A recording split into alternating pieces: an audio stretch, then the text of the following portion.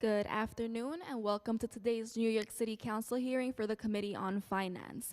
If you wish to submit testimony, you may at testimony@council.nyc.gov. At this time, please silence all electronic devices. Chair, we are ready to begin. Thank you. Good afternoon and welcome to today's Finance Committee meeting. I'm Councilmember Justin Brannan. I have the privilege of chairing the Committee on Finance. We've been joined today by Council Members De La Rosa, Velasquez, Hanks, and Carr. Today, the committee will be holding an oversight hearing to review the mayor's November financial plan. Customarily, the council begins its budget hearings in March, but the economic climate and challenges affecting New York City require closer attention as we navigate our way forward. On November 15th, 2022, the Office of Management and Budget released an update to the city's financial plan, aka the November plan. The expense changes introduced in the plan are primarily the result of the funding of the prior year's pension investment return shortfall, partially offset by a PEG, a program to eliminate the gap, and a financial plan action that reduces the city's budget gap by either reducing an agency's expenses or increasing city revenues. The November plan PEG totals $2.5 billion across the first 2 years of the plan and $5.5 billion across the entire plan period, though several agencies fell short of meeting directed PEG targets. In the November plan, the FY23 budget increases to $104 billion, while the fiscal 24 gap is reduced by $1.3 billion to $2.9 billion total. Our goal today is to examine the details of the plan, both in terms of what is included, but also what's been left out. The November plan includes receipt of $1 billion in federal assistance for costs related to asylum seekers, funds that have not yet been secured. Yet, Council Finance has identified approximately $1 billion in additional tax revenue that the city has collected so far for this fiscal year, but these funds are not factored into the November plan. Since the adoption of FY23 budget on June 14th, New York City has welcomed thousands of people seeking asylum, most recent chapter in our city's proud and long history as a place where people from around the world can come to find a better life. The city has aided the asylum seekers, expending city funds on an emergency basis. Although our compassion as a city is limitless, our resources are not. While the council echoes the administration's call for the federal government to fully support New York's effort in confronting the national immigration issue, we still insist on clarity and concrete information from the administration on these costs and the progress made on securing non-city funding and assistance. Related to this, the council as a body will hold an oversight hearing on the city's response and delivery of services to migrant families on December 19th and 20th. During this hearing, we'll also examine other economic challenges and risks not addressed in the plan. As an example, settlements of expired labor contracts are pending, but emerging settlement patterns in the state exceeded what the city's labor reserve is currently funded to provide. Under the plan, it is unclear whether the reserve will suffice to meet new contracts or more funding will be needed. The November plan is also silent on retiree health care costs in the out years, particularly whether the plan assumes savings from the implementation of moving the retirees to Medicare Advantage. The committee will also consider the details and choices made with the November plan PEG and subsequent proposed fiscal actions. The city's fiscal health is linked to New Yorkers' health and safety, promoted through investments in essential health, social services, and education programs such as Universal 3K that make the city a place where people want to live, work, and grow. While difficult economic circumstances may necessitate cuts, it is critical that those decisions are made in such a way as to not obstruct our economic recovery and subsequent growth. Through that lens, the council notes some agencies were excused from meeting their obligations under the recent PEG, and we will examine more closely the rationale for that approach. The council has also taken note of OMB's recent directive to city agencies to eliminate half of their current vacant positions ahead of their preliminary budget. Agency vacancy rates have ballooned from 2.1% in FY21 to a current level at nearly 7.5%. Yet these vacancies are not evenly distributed across the city agencies. Indeed, some of the more acute shortages are in the Department of Buildings at 24%, the Department of Health and Mental Hygiene at 19%, Department of Social Services 17%, and HPD, the Department of Housing Preservation and Development, at 15%.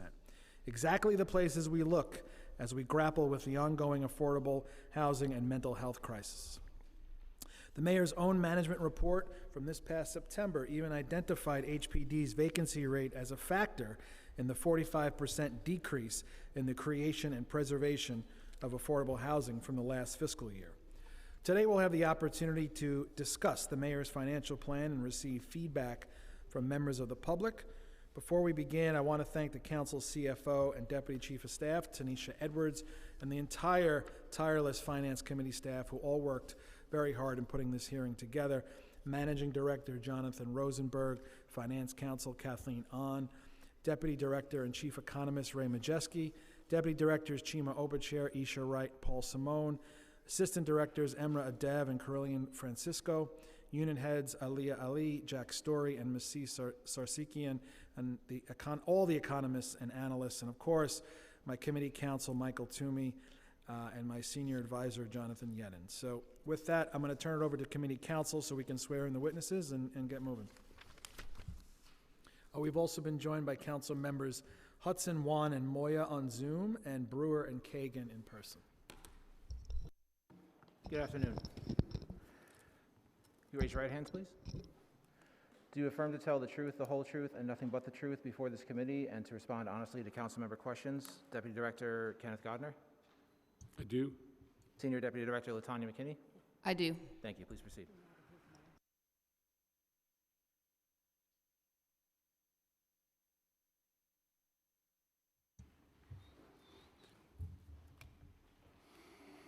Good afternoon, Chairman Brennan, members of the Finance Committee and City Council. My name is Kenneth Godner.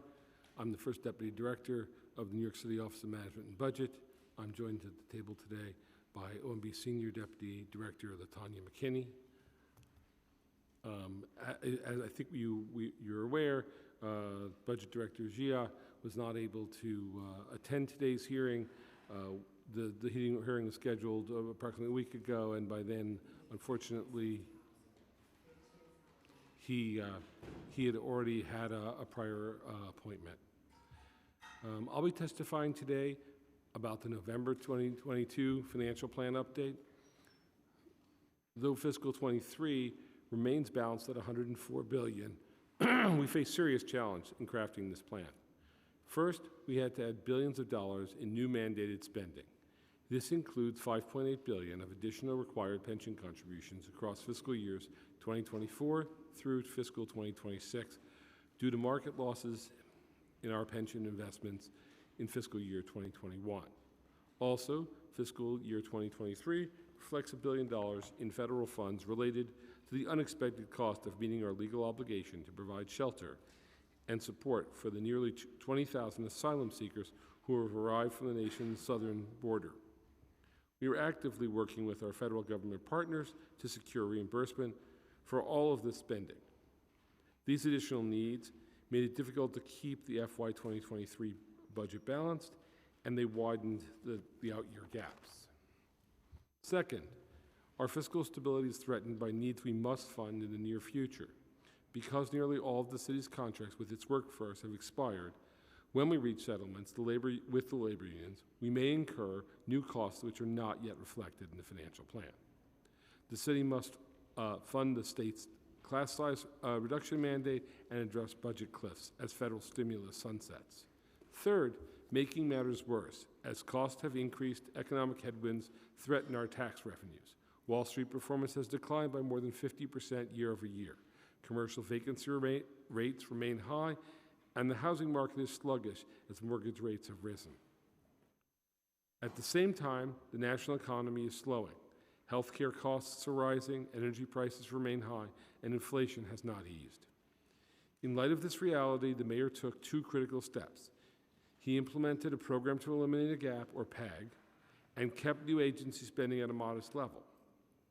The PEG was a success, achieving more than $2.5 billion in gap closing savings across fiscal years 23 and 24, and $3 billion over fiscal years 25 and 26, all without reducing services or laying off a single employee.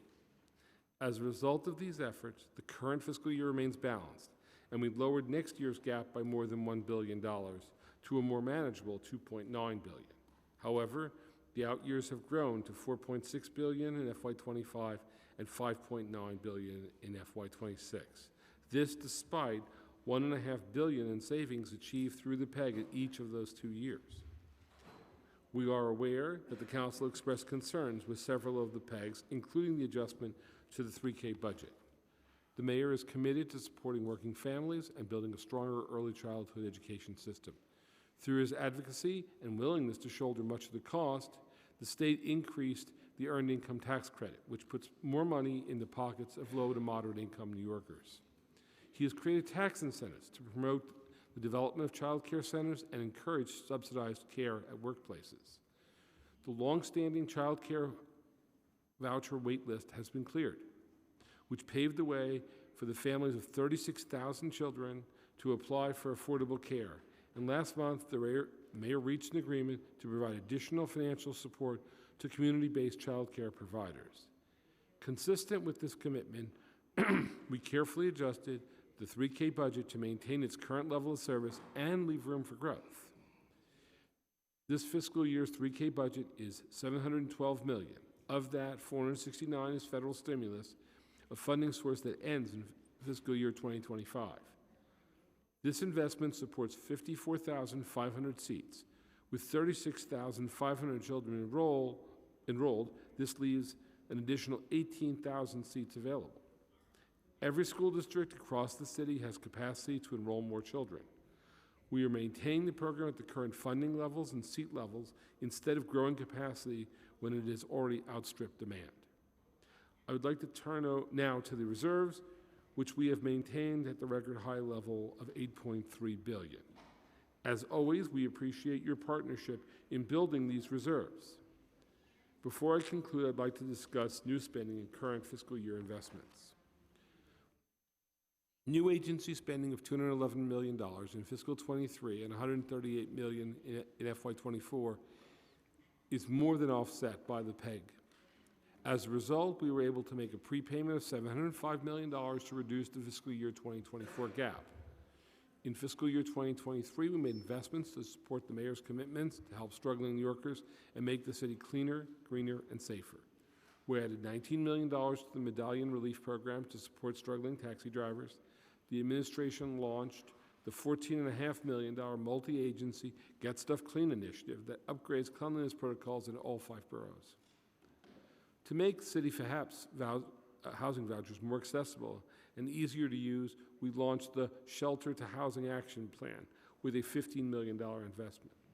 To combat climate change and improve neighborhood air quality, we added $3 million to modify school boilers to burn cleaner fuel as part of the Mayor's Leading the Charge initiative. And to support a greener future, the administration invested $2.6 million to fund a residential curbside organics collection pilot program in Queens. To conclude, the city traditionally uses the November plan to make technical adjustments to the financial plan. The council then votes on the November plan modification, which reflects the changes made in fiscal year 2023. We will submit the modification as soon as we receive the council's final list of community organizations that require changes in designated discretionary funding. We look forward to your continued partnership in the weeks and months ahead, and now I will take your questions. Thank you. We've also been joined by Council Members Sanchez on Zoom, Powers, and Ayala. Ken, I have no doubt that LaTanya and Ken, it's good to see you guys again. And as a former staffer, I know that often the staff is the one that does the hard work behind the scenes. But I'm concerned about the message that it sends to not have the commissioner here. Is that something you guys thought about? Well, as I said, this is purely a scheduling difficulty. You know, we don't ordinarily hold a hearing at this time, so it wasn't anticipated well in advance. That came on the calendar approximately a week ago, and by then, unfortunately, Director Gia's time was already spoken for. But me and Senior Deputy Director McKinney are here to answer your questions, and we hope that we'll be able to do so to your satisfaction. Yeah, I have no doubt. I just think, unless it's a family emergency, the message that it sends not having him here, and that whatever he's doing right now is more important than being here, is not in line with saying we're partners in this. It's certainly not our intent or his intent that message be sent. Now, I'll make that clear without asking him. I know that that's the case. All right, I'll have to take your word for it. Let's get right into it. So tax revenue collections have kept their momentum from last fiscal year, with personal income, sales, and business taxes leading the way. As of October, the year-to-date tax collections were $2.8 billion, or 11.5% higher compared to the same period last year. And when the November plan was released, collections were about $1.6 billion more than your adopted plan. But in the November plan, it did not recognize any of these extra revenues that we've seen so far. So can you explain why you've kept the tax revenue forecast unchanged between adopted and November plan? Well, thank you for that question. While we too saw the collections being above our scheduled plan, we do not necessarily believe that indicates first quarter collections are going to reflect higher than anticipated collections for the rest of the fiscal year. As you know, the City Council's Finance Division, but also the City Controller, the State Controller, have all shown, join us sort of in seeing headwinds towards the city's revenues as we go forward. It's difficult to know whether the collections in the first quarter represent a timing issue versus a change that will reflect the full fiscal 23 revenue collections. And we, of course, will be coming up with a new revenue estimate in the preliminary budget. Sorry, I guess the concern is OMB not recognizing the extra revenue because you want to set money aside to cover other substantial costs coming soon, such as collective bargaining. The reason that we didn't change our forecast is because we thought that it was too early based on the data we saw, given the level of sort of unprecedented uncertainty in the economy about collections, about timings of payments. We know, you've seen, everyone has, that Wall Street profits are down. Likely is that bonuses will be down. We will change and update our revenue forecast in the preliminary budget, which will have year-end data plus a week or so, and we'll be able to give you a more accurate forecast at that point. This is our tradition of updating our forecast as we release the preliminary. What do you think is driving the stronger collection? We think that the higher collections are driven by tourism return. That's the good news, really is, which is that the year over year we saw substantial increases in tourism in 23 versus 22, and our forecast actually has returned to pre-pandemic levels by FY24. We're also seeing some upticks in business and sales tax that we think may be driven partially by inflation. I want to jump into some questions from the speaker with regard to the plan that the mayor announced at the end of last month to direct police and emergency medical personnel to hospitalize people who were deemed too mentally ill to care for themselves. Does this new policy include any additional funding within the agencies involved to meet this mandate? If so, how much is it estimated to cost? So this announcement was made after the November plan, so not going to be in the mod that we're sending you. We are going to work with our state partners and try to obtain funding, and making sure that all the agencies that are working on this will have the resources they need to be able to provide services to these severely mentally ill people. Okay. Has there been discussion around, I guess we'll expect to see funding added in the prelim? I can't really discuss the next budget. As we move forward, we're going to evaluate what's needed. We're looking to see additional state funding to provide these services. We'll come back in January, and we'll to the will come back in January, and to the extent that additional resources are needed, they'll be added. Okay. This is again from Speaker Adams. In the November plan, this is about Be Heard, the Be Heard program. So in the November plan, the Be Heard's program budget was reduced by $8.5 million with a reduction of 54 positions in FY23. If the Be Heard program was not performing to standards, why was it decided to cut funding rather than trying to determine the root of the issue and figuring out a way to fix it? So the reduction you see in Be Heard is just recognizing that it's not a change in the rollout, it's not a change in the ultimate direction of this program. It simply reflects the lower volume of calls in the areas where we have rolled this out. So it's not a reflection of not investing in this program or not believing it or feeling there's problems, just that the number of calls for service in the areas where we've rolled out have been lower than we anticipated. And what do we think the reason is behind that? Do people not know that it's available? Well, my understanding, and I don't want to go outside my expertise very far, is that the calls for service go through 911. So it's a 911 triages the calls that go. It's not like you have to know that Be Heard exists. Well, then I guess the concern is why don't the 911 operators know to route it to Be Heard? Yeah, I don't know that that's the case, but certainly those operational issues are outside my knowledge. I mean, I just think there's a bit of tension here with the mayor's plan, regardless of however you feel about it.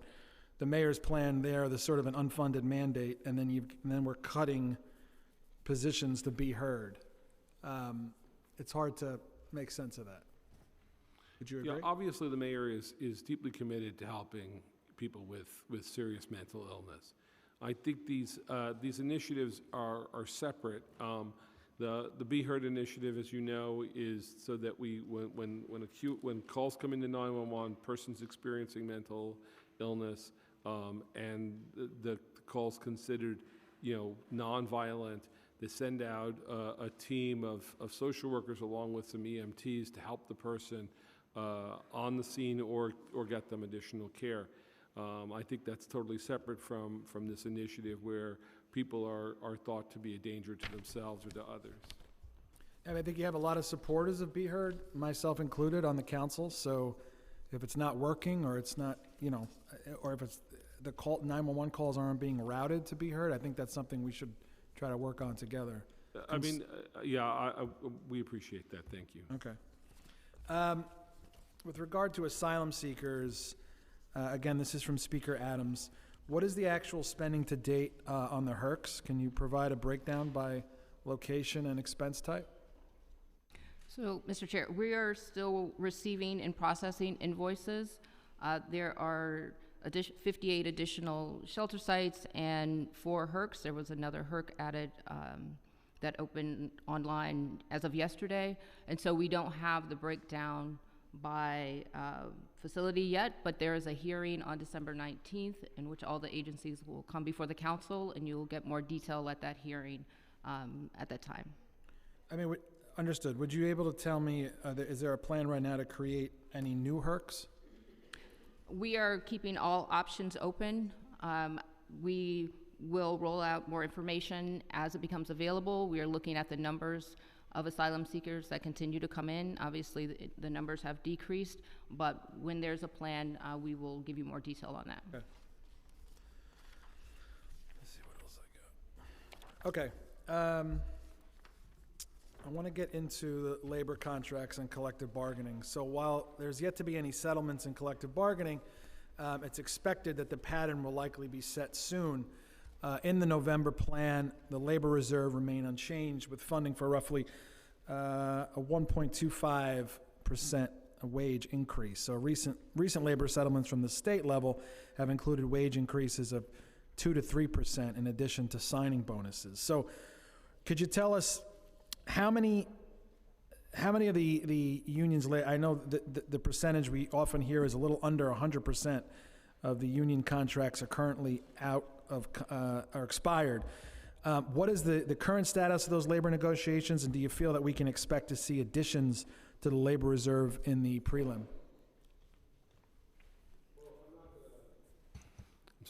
I'm not going to talk about our labor negotiations here.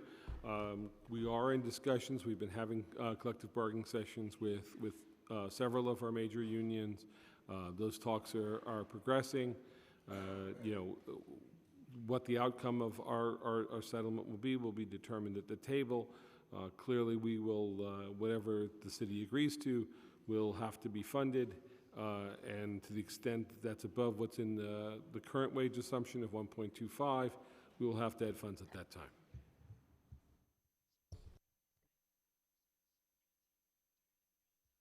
time. And is it 98% of the labor contracts that are currently expired? That sounds about right, yeah. And have you costed out the possibility of providing signing bonuses? Again, you know, we're in the process of negotiating, and I'm not going to comment on, you know, what's going on exactly in those discussions. Clearly, you know, the city isn't going to agree to anything in a labor contract that we haven't priced.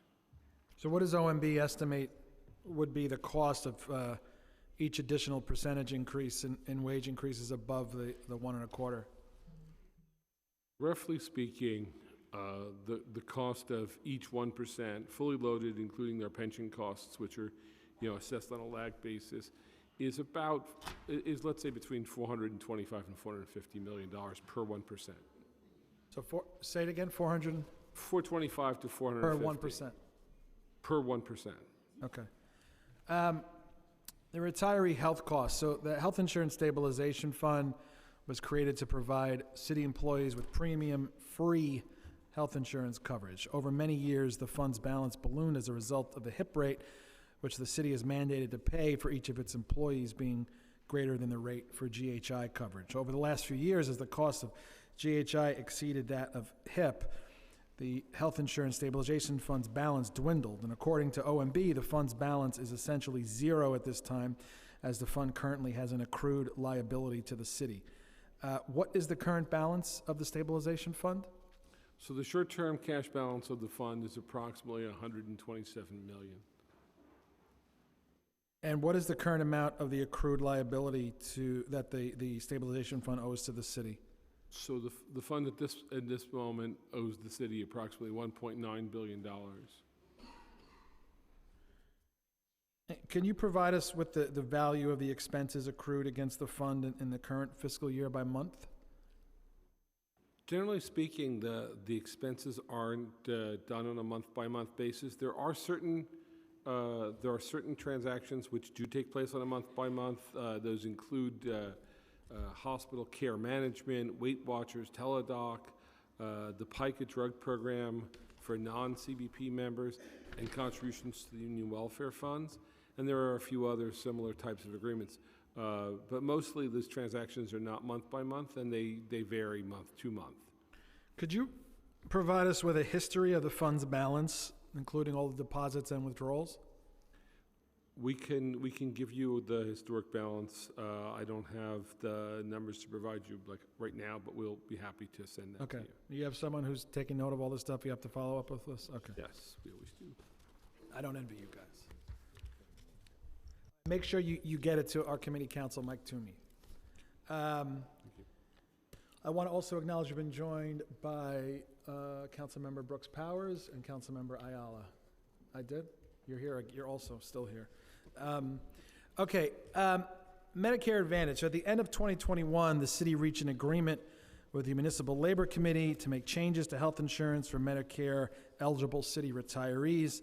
Implementation of this agreement is currently blocked by court order. Savings from this agreement has been calculated by the city and the MLC as $600 million a year.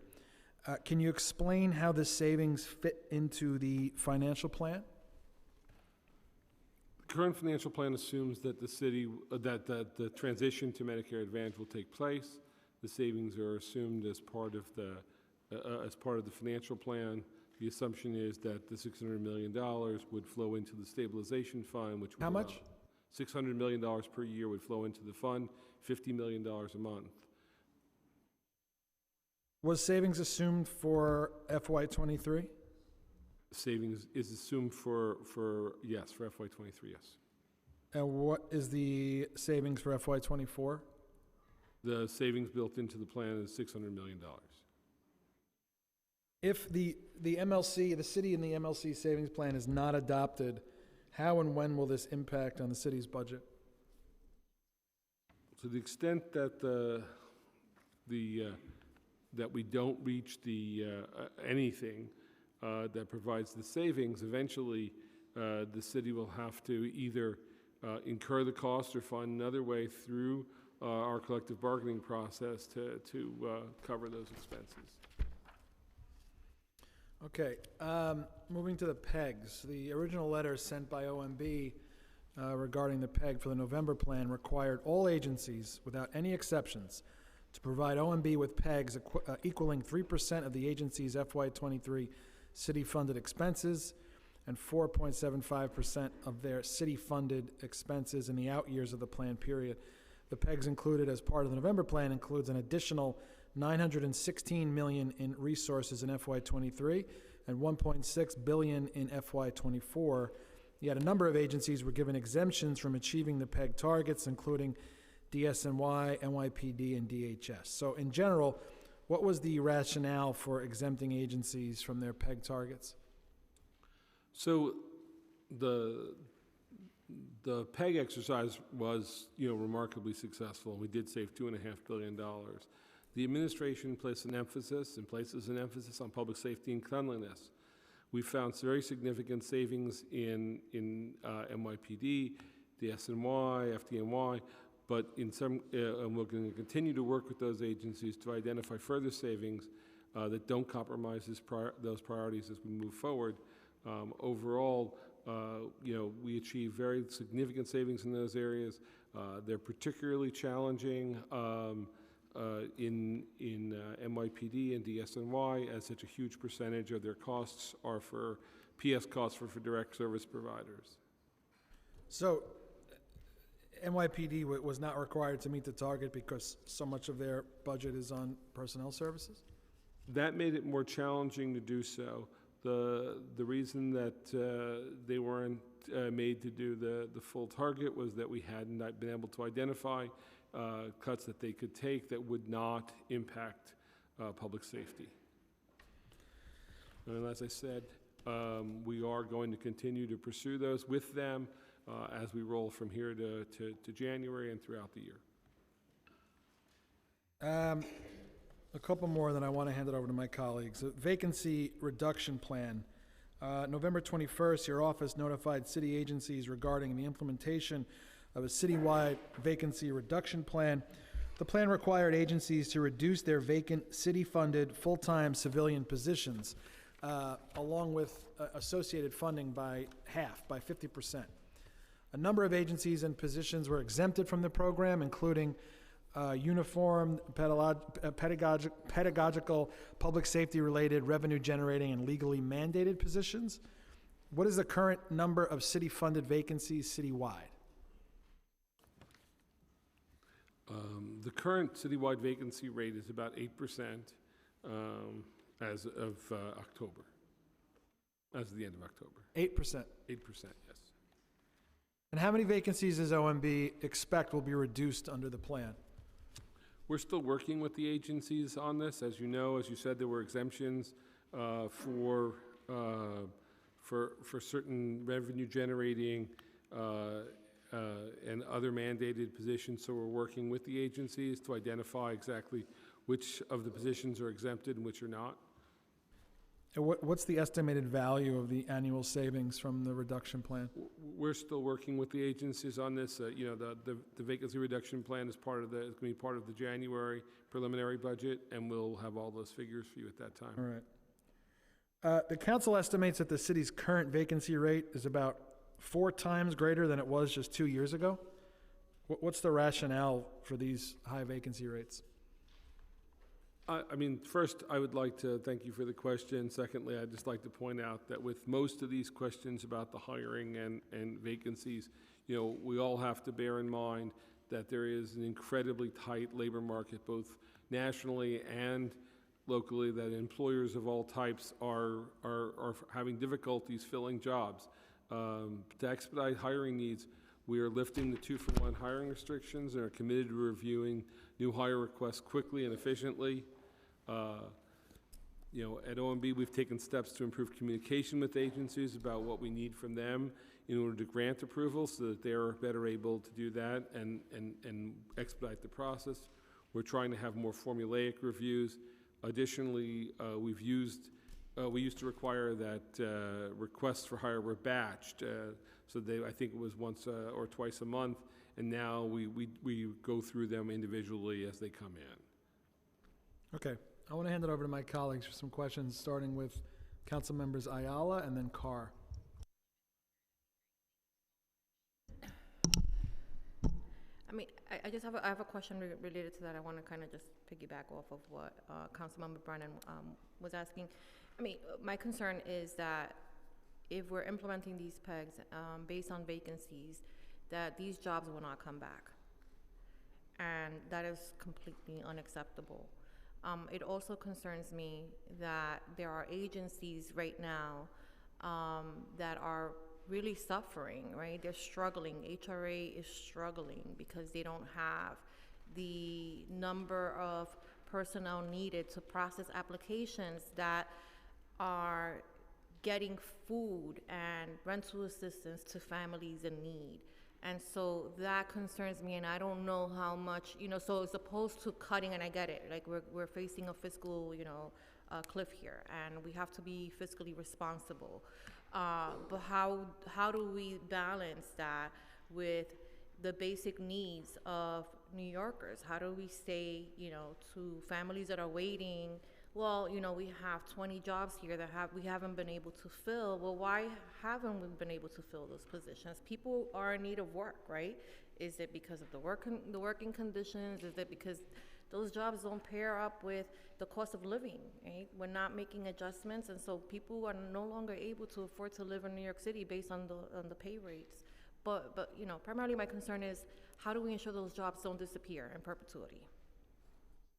So right now, the vacancy reduction exercise is designed only to eliminate vacant positions and still leaving the agencies, right? Even if you take a 50% reduction, that means half the vacancies are still there.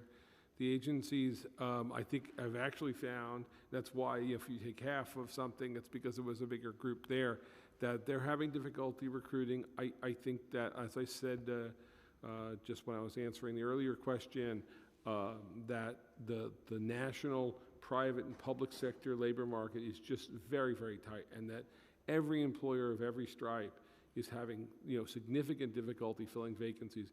We did lift the 2-for-1. We're improving the process at OMB, speeding that up. We've gone away from the batching of it just to speed up the timeline, because agencies were saying that was a problem for them. So we're doing everything we can to support them filling the vacancies they have, and we're going to continue to do that. And what is the commitment that the jobs will come back?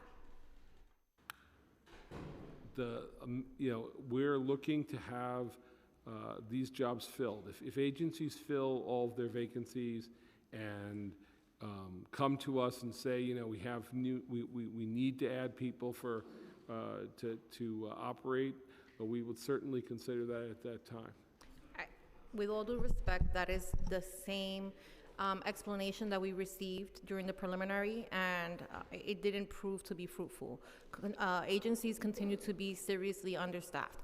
And one of the ways, and I never thought that I would be quoting this, but this summer we had an issue with lifeguards, for instance, right? We couldn't staff City Park's pools because we didn't have enough lifeguards. And then we realized that if we increase, slightly increase the pay rate and made some changes to the requirements, that we were able to attract a workforce. And I haven't really seen a lot. We've held, and all credit to DCAS, they've been excellent partners in hosting job fairs throughout the city. And I know that, each agency is trying. Again, my concern is, if I have 40 vacancies in an agency, which, I'm just throwing that number out there, and I'm not making any attempt to try to figure out why it is that people are just not, I don't believe that we don't have workers. We have a workforce out there. I just think that people are no longer willing to accept something that, you know, where they would still qualify for public benefits, where they're still struggling financially. And I don't know that the city is really looking at it from that angle. And again, my concern is that those jobs will disappear and they will not come back. That is problematic. Thank you, Councilmember. I appreciate your concern, and we look forward to working on these issues together. Thank you. Councilmember Carr.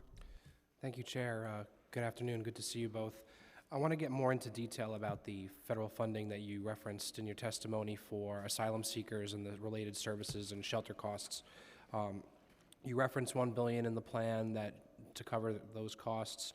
Can you give us more detail about the breakdown of that funding? Is it repurposing of existing funds that were already coming to the city? Are there new funds?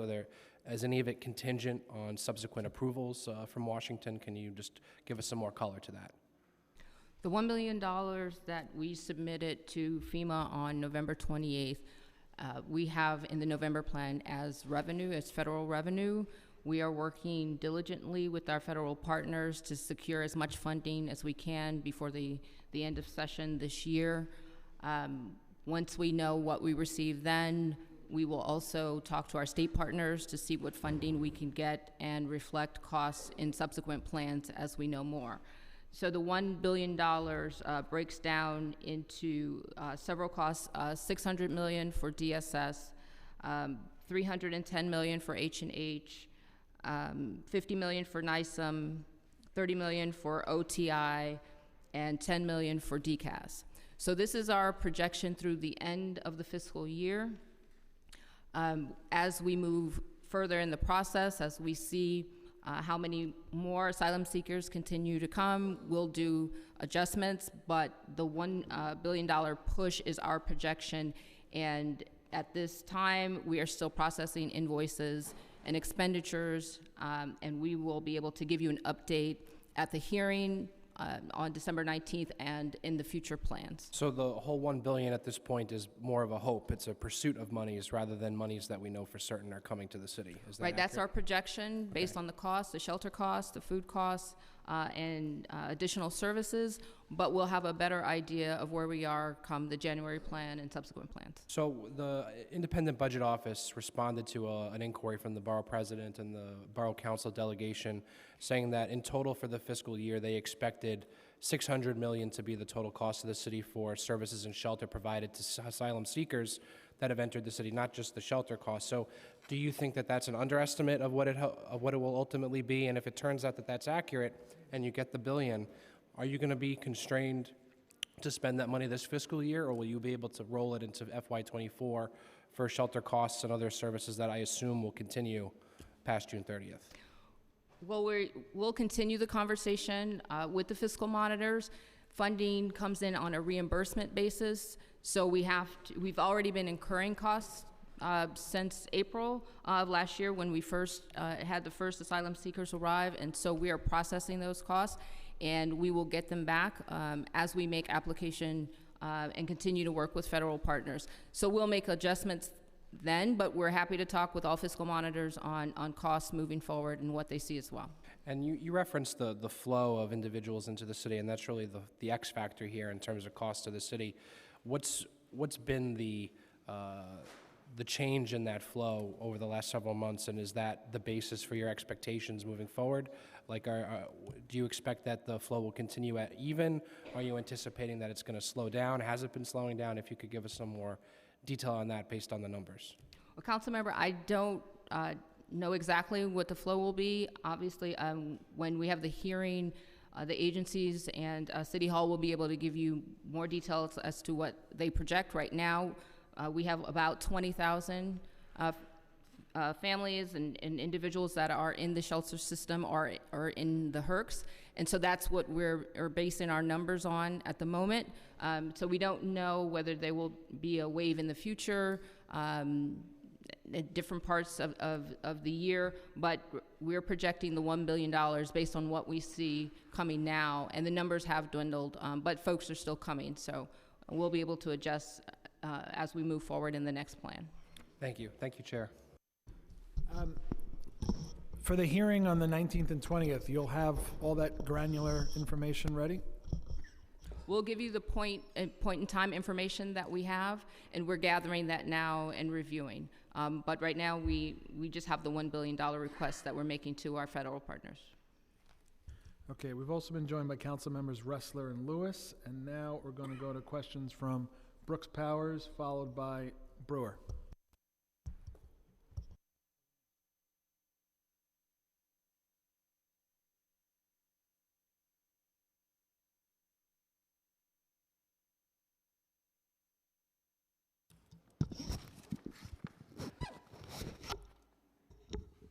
Thank you.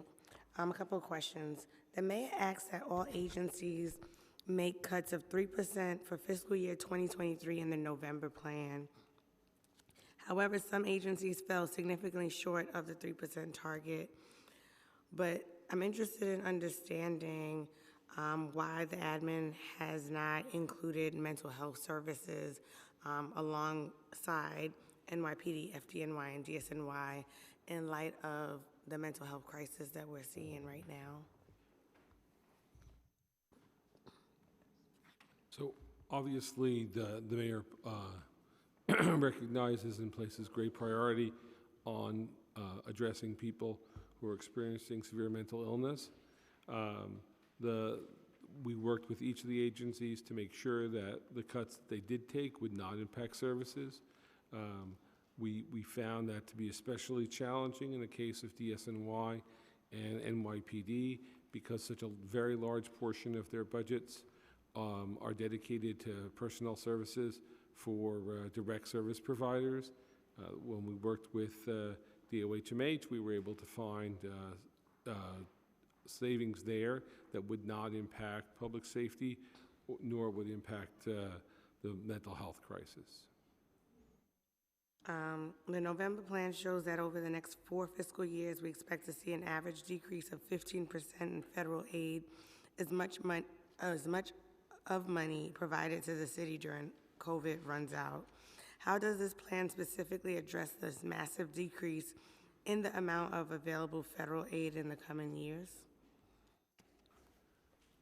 Our plan is to address the decreases in federal aid as stimulus runs out by prioritizing programs that are successful, by looking for other forms of funding to make sure that we're prioritizing both, not just the programs that were currently federally funded. They may not be the programs where there's extra money, but if there are savings in the agencies and their operations to make them more efficient, to preserve those services that are currently funded by federal dollars, we will also be doing that. And it's part of our overall attempts to make the city government be more efficient. We will try to find ways in which to pay for those, continue those services.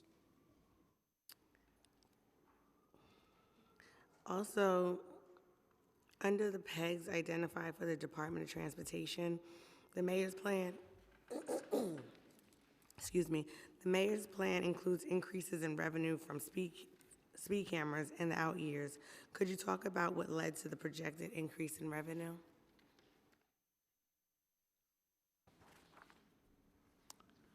I don't have numbers on how we're the exact projections, but the expectation is with greater enforcement and quicker processing that we're going to be able to grow those revenues. And then I remember reading in one of the recent articles that the mayor was looking to, I think he may have already paused the city's broadband plan, but then in the proposal, in the November plan, it speaks about an increase to OTI. Can you explain if there's going to be a pause, or if there has been a pause, why we see the need for the increase? So you're saying that increased funding for OTI? I think there are some areas where OTI is seeing increased costs on either systems maintenance or continuation of some of the builds. There's also some funding in for providing broadband access in NYCHA. We're going ahead with that program, so I think those are the primary drivers. But I don't have the new need right in front of me. I'm sorry. Just expanding on that a little bit, recognizing the need to have greater access to broadband, especially in communities right now that we see under-resourced. Would they be prioritizing this increase of funding in terms of how the OTI rolls out these programs? Well, I know that we're in the midst of rolling out the program in NYCHA units, which are obviously situated throughout many of the neighborhoods in the city. And the goal is to have ultimately a city NYCHA-wide rollout on broadband access. Can I ask one last question? And then my last question is, it appears that the Department of Transportation is losing $638.9 million for reconstruction of highways and resurfacing of streets.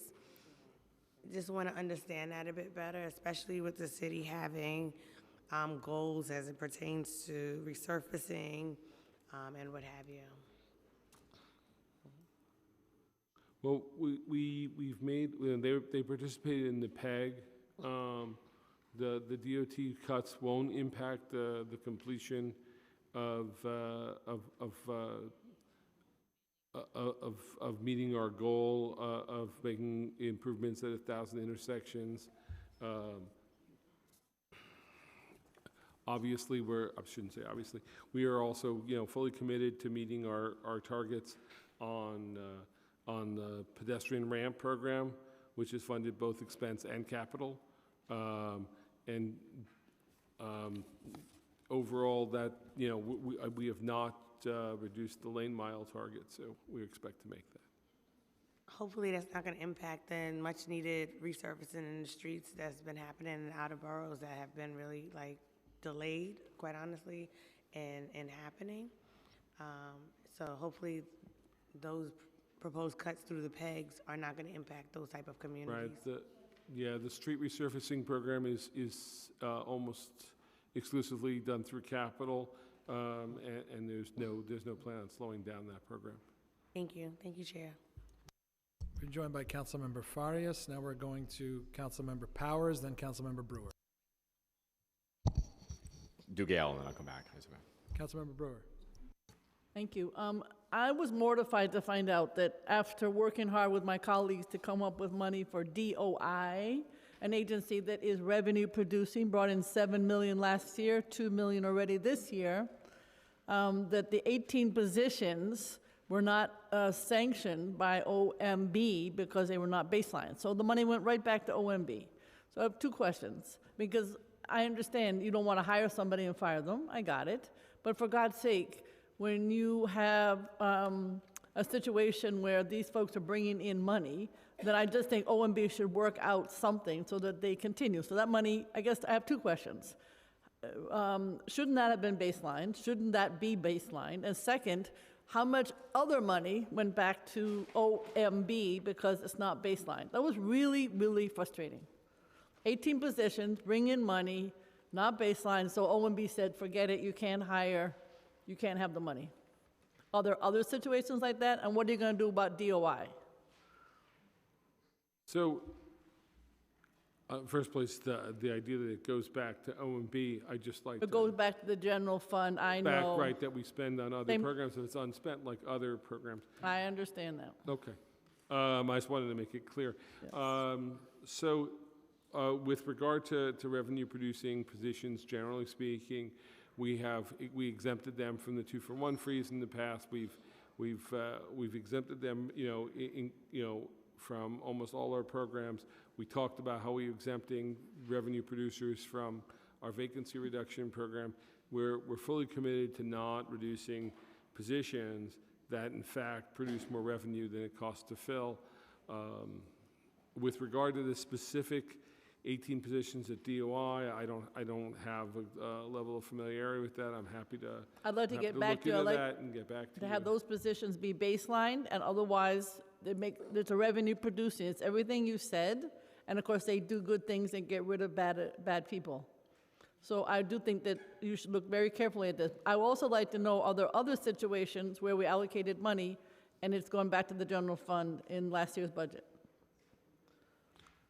We'll try to get back to you with answers on that. Number two, vacant positions. I'm really concerned about HPD. We just had a hearing on it, but in this particular case, HPD, as you know, got a PEG 2.4 million in FY23, and my understanding is that 77, including the 77 new positions that were added at that time.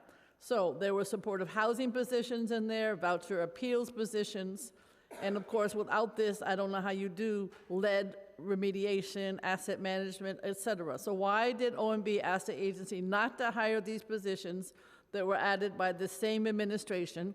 And can you commit to hiring the 77 new positions added in exec? At the most recent hearing, we learned that we're all trying to maintain current housing. So in terms of inspectors, if my memory is correct, we have only 274 at HPD with 100 vacancies. I remember we have 700 inspections, that's what I remember. And also the attorneys that help maintain housing, there are 13 vacancies. HPD needs help, along with all the other agencies. So how are you going to deal with the 77? Because all of these ways, they provide, all of these people I just mentioned, provide housing maintenance, which should be part of the mayor's plan. So the PEG in HPD only took down accrued PS savings from positions that are unfilled, either because the position's new and hasn't been filled yet, or due to attrition. We did not reduce HPD's headcount during the November plan. I don't know what that means, except something from a piece of paper.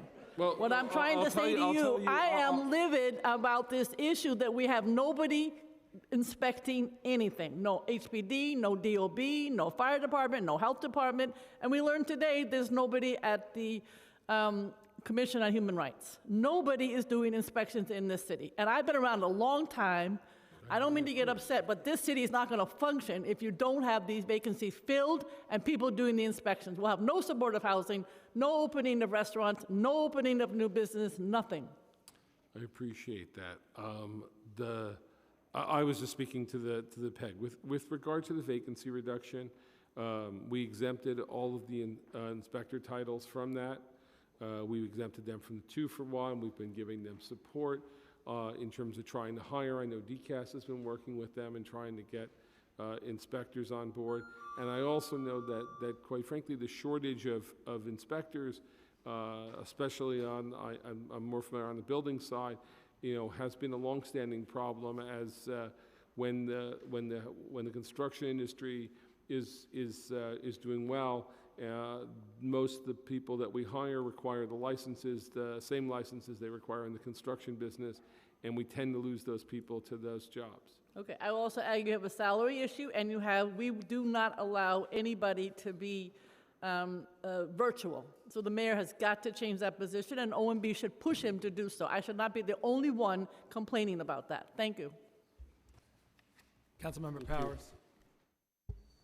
I maybe regret going after Councilmember Brewer now, but I will say everything she said is completely correct on a day where we are talking about housing in the chamber next door and the mayor is giving a big speech on housing.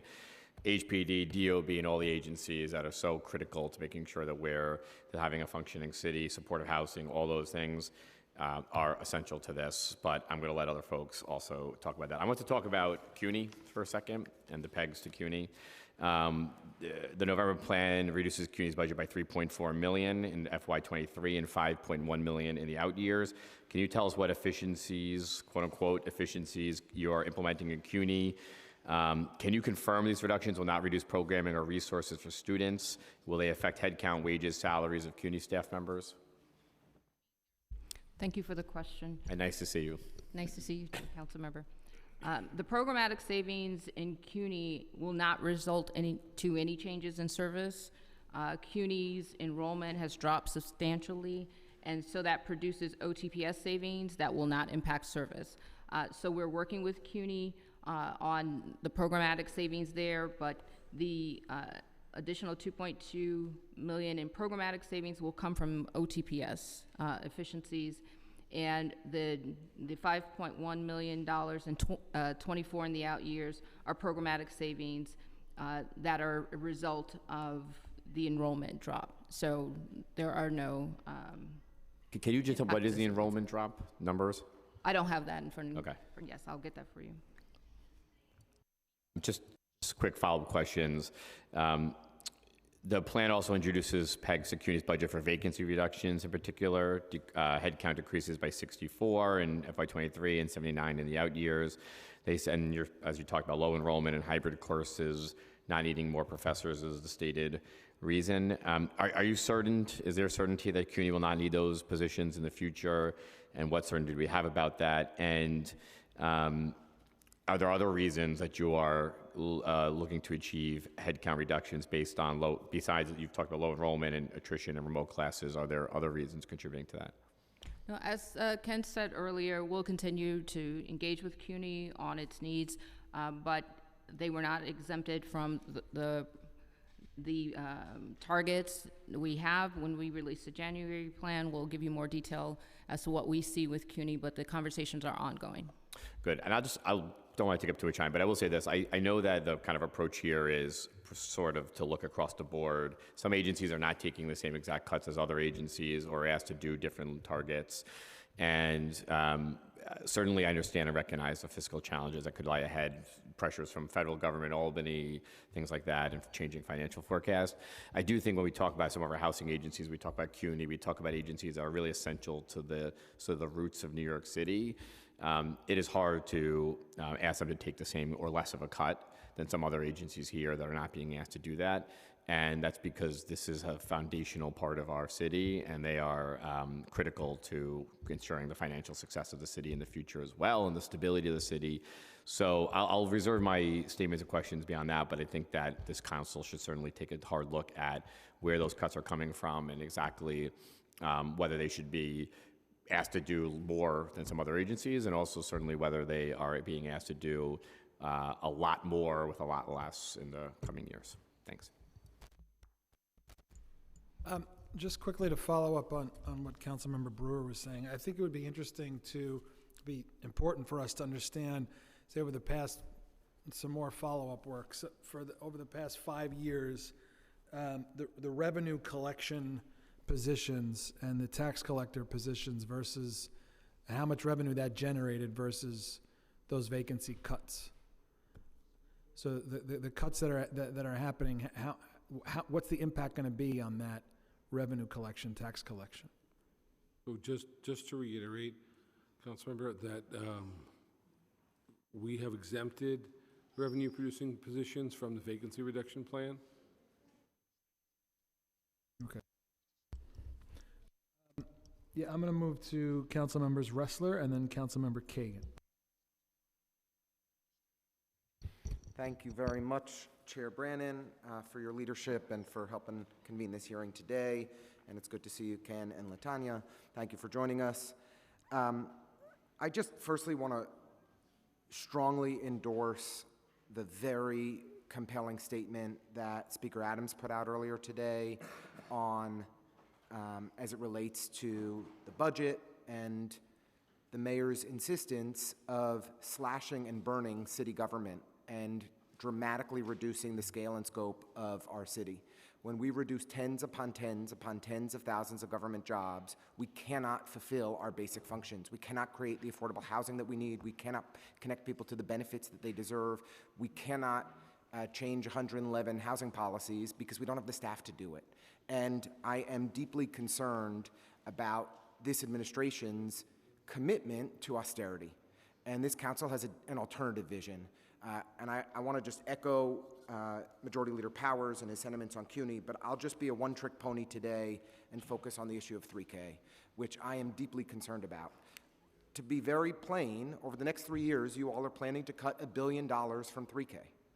$1 billion are being cut from what was intended to be universal 3K. But by my accounts, you all have determined that a third of the 3-year-olds in New York City have disappeared in the last year since we were looking at this last. Is that right? We've gone down from 61,000 seats, to then it was 55,000 seats, and now you're only planning to have a third less, about 35,000, 36,000 seats in perpetuity. Is that true? No, that's not correct. Okay. Councilmember, thank you for the question. So we are maintaining 55,000 seats. That's the current number in 3K. How can you maintain 55,000 seats if you've cut $1 billion in funding over the next 3 years? That's what the funding supports right now, which is $712 million for 55,000 seats. So that's the current level. The funding was cut for those seats. You're only funding the 36,000 seats. No, there are 36,000 children in the seats, but we are maintaining 55. So you're funding 55,000. So the $300 million reduction for next year and the $1 billion over these 3 years that you're cutting is only for 6,000 seats a year, from 61 to 55? So these are $100,000. Yep, I'm not very perfect. I'm not great at math. I'll look at the council finance team for help. I'm sorry. Latanya, we don't have you here anymore. But that puts it at about $95,000 a seat. Are they gold-plated seats? Help me out here. How do we get 3K seats that cost $1 gazillion a year? Yes. In fiscal 2024, the projection was for 3K to expand to 61,000 seats. Right. We are keeping 3K at 55,000 seats in FY24. But you're cutting $300 million next year and claiming that's a 6,000 seat reduction. That's a $95,000 a seat. Something is not fitting in the math. I think that what you're actually doing is funding it at the 36,000 seat level in perpetuity. And that the notion of universal 3K is not just off the table now, it's off the table forever, because you've just cut $1 billion in 3K funding over the next 3 years. Unless I'm misunderstanding how expensive a 3K seat is, I can't believe $95,000 a seat for 3K. Is that real?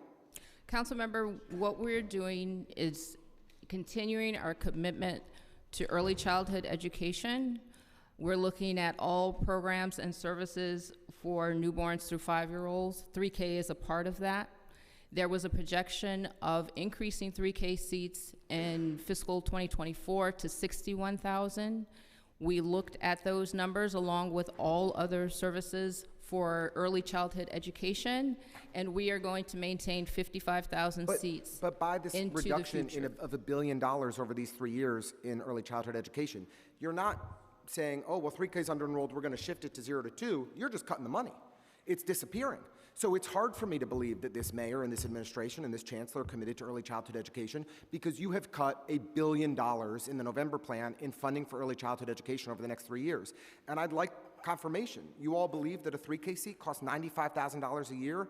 Because if I look at the revenue add that you made of, I think it was $283 million, and the 580, or I believe it was, that you were cutting for this year ahead, the net figure, it was around $300 million. I don't claim to be the best at math, but I can do some simple stuff. $95,000 a seat for 3K, is that what the administration is anticipating? 3K was to increase by $284 million in stimulus funds in 2024. And so we are using those funds and reviewing those funds with DOE.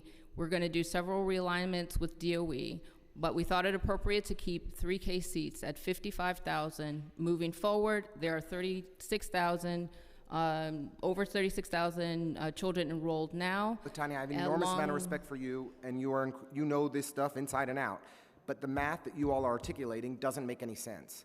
And so to say that we're doing a 6,000 seat decline next year, and it's $300 million taken out of the budget, and it's $1 billion that you've taken out of 3K over the next 3 years, but it's only a 6,000 seat decline per year, something in that math is severely out of whack. And that's why I think this administration is being wildly misleading in slashing and burning the 3K program. And any intention to go to universal 3K is entirely off the table now, and it seems like forever. And I think that is a major, major, major problem for working families in New York City, because working parents can't go to work if they don't have a place to take their kids.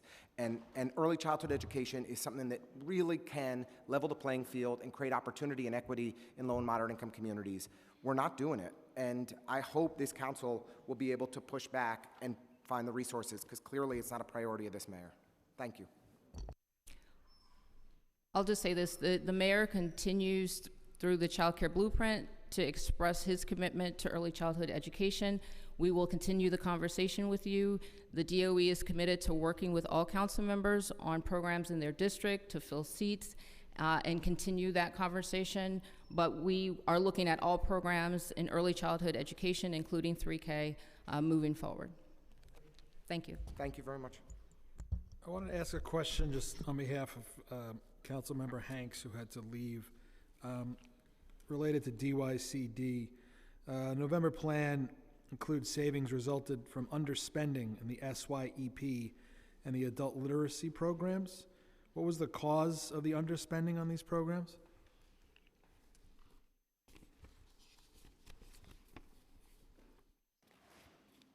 Sorry.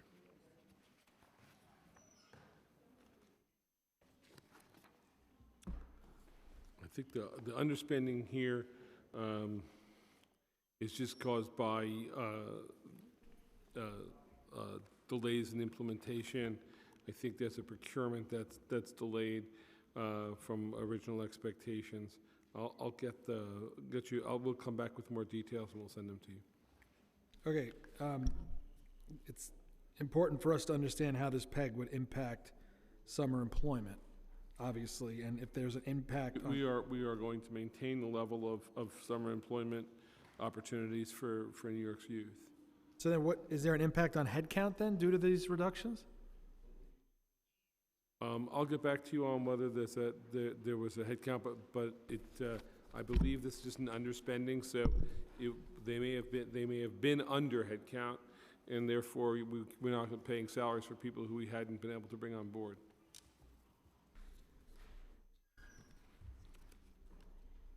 Yeah, I'm sorry, there's one other fact, thank you, is that because some people didn't stay for some of the summer youth employment participants didn't stay for the whole summer, there was a reduction in spending on wages for the participants. Okay. Now, Councilmember Kagan, followed by Councilmember Farias. Thank you, Chair. My question is about $600 million savings that you're planning for switching municipal retirees to Medicare Advantage program. So if City Council will not approve this change, because we are bombarded by our constituents left and right, phone calls, emails saying don't approve this change. Do you have a plan B of what you're planning to do? So if we don't get the savings from the $600 million, we are currently in discussions with the MLC and the arbitrator about options here, about how to proceed going forward. This is a fundamental building block of getting our health spending back in line with budgeted levels. It's our expectation that this change will take place or an alternative will be found. So you don't have plan B right now? We're working, like I said, with the MLC and the arbitrator. I think there's been a lot of public communication about that, but I don't want to get into what's going on, with the unions. But there is a discussion there about finding an alternative. There are only a few options left to try to maintain this level of savings, and we're still, the outcome of any of those alternatives, I think, will be less positive overall than Plan A, and we really seek to see the council make the change to allow the MLC and the city to bargain over outcomes that are best support our retirees. I would urge you to look for alternative funding just in case, because I'm not alone. I know that many of my colleagues are receiving same emails and phone calls from panicking retirees that they're afraid of the huge increase of their healthcare costs for their health insurance. Thank you. I appreciate that. Thank you. Councilmember Farias?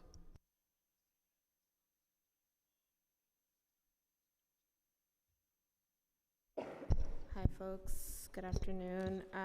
I came into this kind of prepared to ask quite a different grouping of questions, but I'm going to stick to my Chair of Economic Development and get those out of the way preliminarily. So last year, the NYCDC commenced with the Hospital Loan Fund, which was to provide loans to safety net hospitals. The loans would provide support to hospitals that serve low-income New Yorkers and communities of color, communities that were disproportionately impacted by the pandemic. In the November plan, there was a 31.7 decrease in FY23 for the Hospital Loan Fund as part of SBS's PEG. What's the rationale for the FY25 PEG, and what is the value of the loans dispersed by the fund to date? So, that's a great question. Thank you so much. This is an active fund, right, where we, through a partnership with Goldman Sachs, the city acts as the guarantor to assist those hospitals in securing loans. Our obligations under this agreement won't materialize until FY25. It was determined that the funding was not required currently to be present in the out years. We'll assess the funding that be needed based on the obligations that arise at that time and thereafter. Remember, the city cost only exists as the guarantor, and I believe there are no defaults to date. So, that's how we were able to take that funding down. I don't have a figure on how much the loans to date have been. We can try to get that and get back to you on it. That'd be great. And then after implementation of the PEG, do we know how much funding will remain for the fund? Well, after the PEG doesn't affect the amount of the guarantee that's available. Okay. It's simply the amount of expense that we anticipate. Okay, so currently, right now, the loans that were approved and dispersed have already been given out, and we're not anticipating additional There may or may not be additional loans, but the PEG doesn't inherently reduce the capacity to make those loans or guarantee them. Okay. Yeah, it's about anticipated losses, and we took those down, but we don't as of present we aren't seeing that. Okay, great. Thank you for that. I'd like to ask some economy questions, if possible.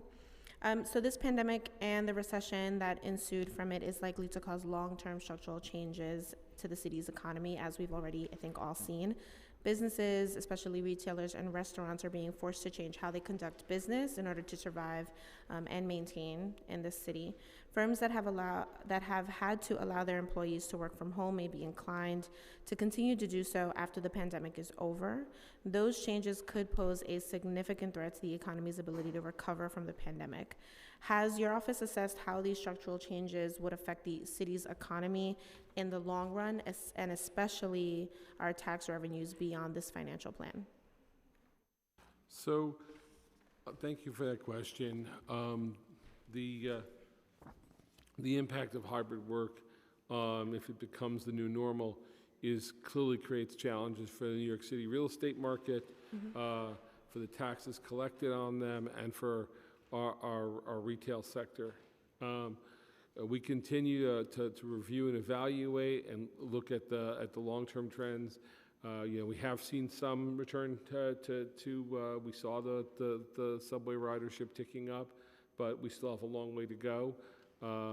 The adopted budget continues to reflect a conservative outlook for the city's office real estate market.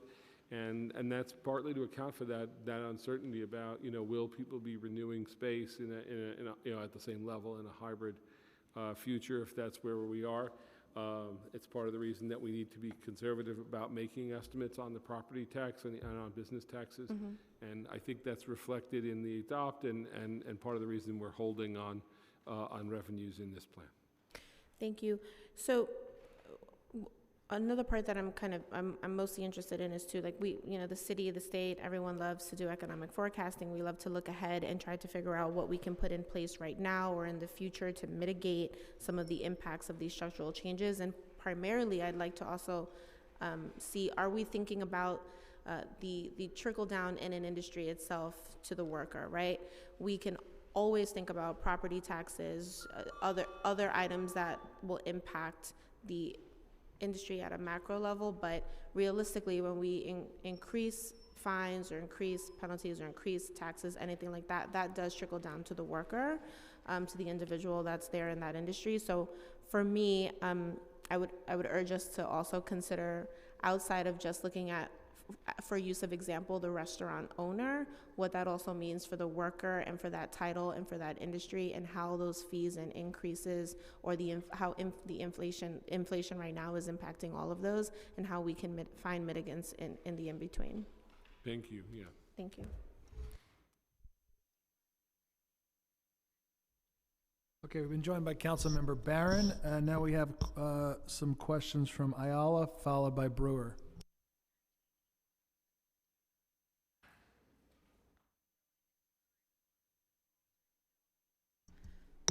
Sorry. So regarding the NYCHA plan, the November plan includes pegs for NYCHA's total, for NYCHA totaling 7.4 million in fiscal year 23, 9.6 in 24, 9.5 in 25, 9.4 in 26 for OTPS, of which approximately 85% is associated with the staffing and operational issues with NYCHA's vacant unit readiness program. This program is intended to help prepare and rehabilitate NYCHA units for turnover and placements from DHS shelters, emergency transfers, and NYCHA's general wait list. However, the program has been challenged by limits to NYCHA's in-house staff capacity. Why has the vacant unit readiness program had such serious issues, and what action is the administration taking to improve the vacancy unit readiness program? Well, thank you for that. The mayor is clearly committed to helping NYCHA and their residents, including getting the vacant apartments ready for occupancy as soon as possible. He's taken a number of steps by implementing the Preservation Trust, by getting units ready through the PACT program, by restructuring the NYCHA leadership, allocating substantial capital resources to the authority,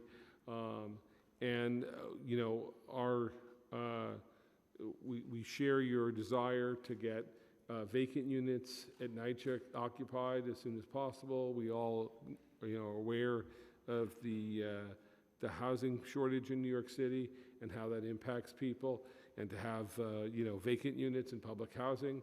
That's just a resource we don't have to waste like that. So we are doing everything we can to have them speed up that process. Yeah, I'm not sure if you're aware, but we have families that are waiting up to a year after having signed a lease and paid security and rent deposits for an apartment to become ready. So I'm not sure that this is an area of the budget that can absorb any level of cuts at this point, if we're really, truly, intentional about meeting our housing mandates. And yeah, the peg that you're seeing was for prior year underspending, and that was really due to low turnover during COVID. So that's not an ongoing cut to this program as we roll forward. Well, according to the plan, there are cuts all across, fiscal years stretching to 2026. Yeah, there are other reductions that are being taken, but I don't think that directly impacts the speed and timing of those units becoming available. Okay. Regarding the Department of Homeless Services Medicaid waiver, the November plan reflects that 119.6 million in city-funded savings in the HS budget for fiscal year 2025 and fiscal year 2026. I am aware that this relates to a Medicaid waiver that the city is working on with the state, which will allow the city to fund the HS services currently funded with city funds with federal Medicaid revenue. What is the current status of the waiver process, and what is the anticipated timeline? I don't have that information right in front of me. I don't know if that question's better answered by the agency, but we will certainly try to get you some information on that. Okay, could you also have them share with us why were no savings reflected in fiscal year 2023 or fiscal year 2024? I'm sorry, I'm having trouble hearing you. There were no, could you ask some, to also share why were there no savings reflected in fiscal year 2023 and 2024? Certainly. We'll get that for you. And then I have a final question regarding DIFTA. So in the November plan, DIFTA had a total of 10.5 million reduction in fiscal year 2023. Case management services are reduced by 4.3 million. The result of delaying a case management expansion planned in fiscal year 2023 executive's budget by 3 months and eliminating 3 million added in fiscal year 2023's adopted budget. The council has regularly identified persistent wait lists for full case management assessments as barriers for older adults, such as those needing home care services. There are over 2,000 older adults on the case management wait list. Why did OMB target case management for reductions when the wait list is continuously growing? So we added funding at Exec to provide case management to eligible seniors who were transitioning from the Get Food program to home-delivered meals. So we added about $14.8 million in FY23 and out. As that transition from Get Food to home-delivered meals has been completed, it's been determined that the amount of funding needed to provide case management service to that population was less than projected, and there were associated savings. So the reduction you see is not against the general case management budget, but instead is that we created a dedicated group that was helping people transition from Get Food to home-delivered meals. People have moved from that old Get Food program, that pandemic Get Food program, to the home-delivered meals program, and we took down the size of the spend for that group of individuals. Thank you. Thank you. Councilmember Brewer? Thank you. I know libraries are not income producing, but they are very important to our cities. I was at the New York Public Library over the weekend, and I think they are concerned about their reduction of $5 million in 23 and 7.5 in 24. It's 60 positions, and of course it impacts vacancies, obviously. The real concern is less hours and, digital library service, et cetera. The libraries are the backbone, along with others like CUNY, in our city. So I'm wondering what was the factor in determining these particular accruals? I know you're going to say it is the library that makes that decision, but I think what I want to say to you is we can't afford to have library services cut. This would have been one of the held harmless agencies that I would have suggested. I'm just wondering how you could comment on the libraries and why we have baseline reductions in the libraries when in fact they are the place where people go more than any other service perhaps that the city of New York, even on a public-private basis, offers. We took reductions at the library systems as part of the PEG exercise. As you know, the libraries are funded as lump sum agencies, so the way in which they're implementing those cuts are up to them. We worked with them. My understanding was that they were not going to be cutting back on hours, and I don't think they've posted that they are cutting back on hours at this point. But if I was in charge, I would want to fund them so they had more hours. That's what libraries should be doing, and that's what the mayor should be doing. Libraries are important, so I do not agree with that cut. That should be just similar to others. No cut to the libraries.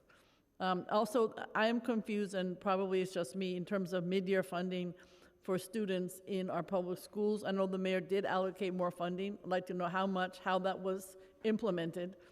And then we may differ on the current trend in enrollment. I will tell you, I've checked with all my schools, District 3, and they're all either flat or up.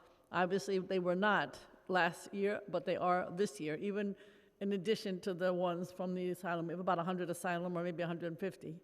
So I want to know what is the status of the funding for increased enrollment and holding schools harmless? Thank you. Thank you, Councilmember. With regards to schools, once we received the information based on the October 31st numbers on enrollment, all schools that had increased enrollment received additional funding, and we held schools harmless that had a decrease in enrollment. That was a commitment made by the mayor when we adopted the budget a few months ago. So where we are now, $200 million was added for that purpose within DOE's budget. We are currently working with them on realignments of the use of stimulus dollars throughout the agency, and we'll update that in future plans. But $200 million was dedicated towards enrollment for those that increased enrollment, as well as holding harmless those that had a decrease in enrollment. Thank you. Councilmember Barron. Let me just start with the education piece. You know that even if the enrollment figures are accurate, and even if you funded education programs based upon, say, everybody had a flat or increase in enrollment, it's not enough for all the programs in our districts.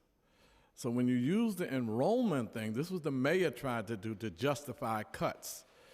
In fact of the matter is that none of that money was enough for our districts, even if you didn't do this little enrollment game that he was playing. So I think that the amount was, some say 400 and something million, and you're putting back 200 million. We need to restore all the cuts to education, regardless of enrollment, because enrollment is not the only factor in determining what's needed in education. This is a game. This is a political game the mayor's playing, and it needs to stop. Our districts are hurting, and especially when you throw in pegs where you can't fill vacancies, and you call them savings, they are cuts that are making us bleed. So this austerity budget that we keep presenting, let me just get some of the macro stuff. Wasn't it true that we had an unexpected revenue of $3.5 billion this year and $1.5 billion for next year? Was that accurate? Because that was said at several hearings. Well, we certainly don't have additional revenue from adoption for FY24. We haven't had collections. In FY23, we have seen collections come in above the initial projections. We are looking at those because we're concerned about whether or not those will be reflected as I'm only going to cut you because in my time, okay. they'll cut I'm me in happy. a second. I'm happy. Go ahead. I don't want to hear all of that. The bottom line is that Wall Street profited by 50-some-odd billion and an unexpected revenue of $4.5 billion over the next 2 years was projected in the budget. When we were talking about a savings or a reserve budget of $6.5 billion, it went up to $8.3 billion in savings. Isn't that correct? The current reserves are $8.3 billion. $8.3 billion. And how did it get there? Because of the extra unexpected revenue that came in from Wall Street. Part of it. And that's the other reason why they was able to resolve things with the city council and say, oh, you're not going to have $400 million for your programs, you can have $1.2 billion because of that unexpected revenue. So I'm saying that there's money there so that we really don't have to do pegs. Pegs are hurting us. And we call it savings. Those are cuts from every agency. And I'm telling you, it's hurting poor people in particular, working class families in general, in the city when you peg when you don't have to. The overall budget gap was supposed to be, what, $2.9 billion or something like that? The FY24 gap is $2.9 million. Right, $2.9 billion. We're sitting there with $8.3 billion in the reserve, and then when we say, well, use some of the reserve, no, because the further year budget deficits might be greater, so we might need it for then. We don't even have enough for that. So then we justify saving for a rainy day when it's raining today, and then every time we get to a present moment, we don't do right by this budget. This budget is friendly to the police department. They didn't do their 3% pegs. I think they did half of it, maybe. NYPD? They did a little bit less than half. A little bit less than half. But we in this crisis. We don't have money for education, but we have money for them to do less than half. And their capital budget is $2.9 billion, correct, for NYPD? I don't have that in front of Oh, me. you should have it in front of you. This is a budget hearing. We should have capital information and we should have expense information. And from stuff I've been reading, the NYPD budget will be listed at $5.6 billion, but it's really more toward $11 billion when you put in fringe benefits and all of that other stuff. Isn't that correct? I don't have that number again. Well, we should but- have that number. This is a budget hearing. But it's $11 billion plus $2.9 billion in the capital. Let me ask you, what is the overall capital budget? Just give me just 2 moments. What's the overall capital budget? It's about $100 billion. $100 billion for how many years? That's the 10-year capital strategy. 10 years. So it's $100 billion, like $10 billion a year for capital. It doesn't lay out evenly. I know, don't lay it that evenly. 9 by 10. But when we look at programs like NYCHA and all of these privatizing of NYCHA with RadPat and the trust that we shouldn't trust, when you look at that money in the capital budget that can be used for some of the, because that's only representing, what, 23,000? Those privatized programs is not dealing with the whole 400,000 residents of NYCHA. It's a portion of NYCHA, correct? You're talking about RAD? RAD impact. It's not every single unit, no. Right, it's a portion, and the mayor is only giving capital money to those who privatize, who use those programs. Is that correct? I don't believe that's correct, no. Say it again? I don't believe that's correct. You don't believe? Okay. Well, maybe do some more research, because from what I read when y'all presented, those monies was going to those who privatize.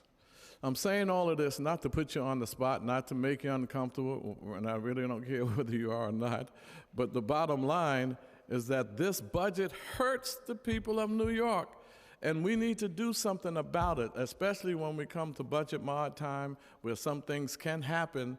Now's the time to do it, not to give us the same story that we got in June and just make an addendum to that story.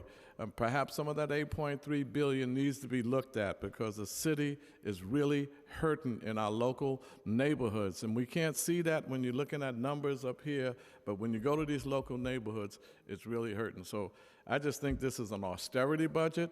I would expect a budget like this from Republicans, and it's hurting our city, and we need to do something about it and look at the real fiscal situation of the city as it relates to revenue and expenses, because I think even the expenses were a little less than anticipated. Yes, no? The budget grew to $104 billion. Oh, so it's not less expenses? No. In some areas? Clearly, in some areas, there are less expenses, in others more. Thank you, Chairman. Can you tell us, in order for the November plan to proceed, the council needs to vote to approve it, correct? That's correct. What would happen if the council didn't approve it? If the mod were not to pass, none of the new needs, for example, the taxi medallion fund, the Get Stuff Clean initiative, the city perhaps, and the asylum seeker money could be put up. In addition, we'd be unable to execute any of the transparency resolution designations of the council discretionary funds to organizations and agencies, which I think there are 480 groups that would not be receiving about $15 million. So in addition, we would, without implementing the gaps, without implementing the PEGs, we would see the gaps grow considerably. We're using some of those, the savings in 23, right, to help balance not only 24, but also to balance 23. So there's very significant repercussions to not having the mod get passed. Okay, I want to follow up on some of my 3K questions. So the DOE has stated that the 3K has currently nearly 20,000 unfilled seats. Is that right? We have closer to 18,000, yes, but that's close, Okay, Chair. approximately. So can you provide us with information as to how this under-enrollment breaks down across the boroughs? We could give you that detail. I don't have it in front of me, but I think it would be good to know if there are specific areas of the city where 3K is at near capacity versus the opposite. Yes, we'll get you that information. Knowing which parts of the city you're seeing the highest levels of 3K enrollment versus the lowest levels. And then the way we see the world is through our council district. Right. So if you could show us district by district. Yes, we will get you that. There are vacancies citywide in all districts, but we'll get you the Yeah. breakdown by district. Okay. And then staying on education, so I think a lot of this is going to be follow-up for your team, but, in order for us to appropriately monitor and analyze the DOE school budgets that are implemented as part of the overall budget and make sure that we're aware of changes, there's some information that would be very useful to us. The initial school budgets for the current fiscal year, so include a breakdown of the initial FSF allocation, SAMs, and projected enrollment by school. I'm making a list because I assume you don't have this now, right? Okay. The mid-year adjustment school budget for the current fiscal year, so include a breakdown of the final FSF allocation, SAMs, and school register. And then the initial school budget for the upcoming fiscal year, same thing. Initial FSF, SAMs, and projected enrollment. Could you get that to us? Yes, thank you, Chair. I'll defer to the agency and work with them in getting you that information. Okay.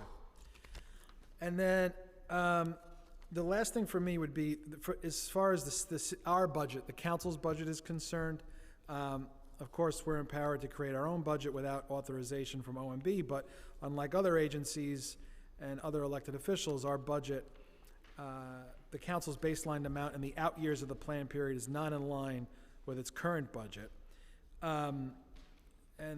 Similarly, the budgeted headcount for the council in the out years of the plan is baselined at a number much lower than our current year actual headcount. In the November plan, the council's budgeted headcount in the current year is 837, but the headcount budget drops to 563 in each of the remaining years of the plan period. So each of the borough president offices' headcounts are the same for all 4 years of the plan. Would OMB be willing to set the council's out-year budget and budgeted headcount to the current year level? If not, why not? We're here really to talk about the current year and the November plan. That being said, we're happy to discuss after the hearing and figure out how we can look into the possibility of addressing that in one of the upcoming plans.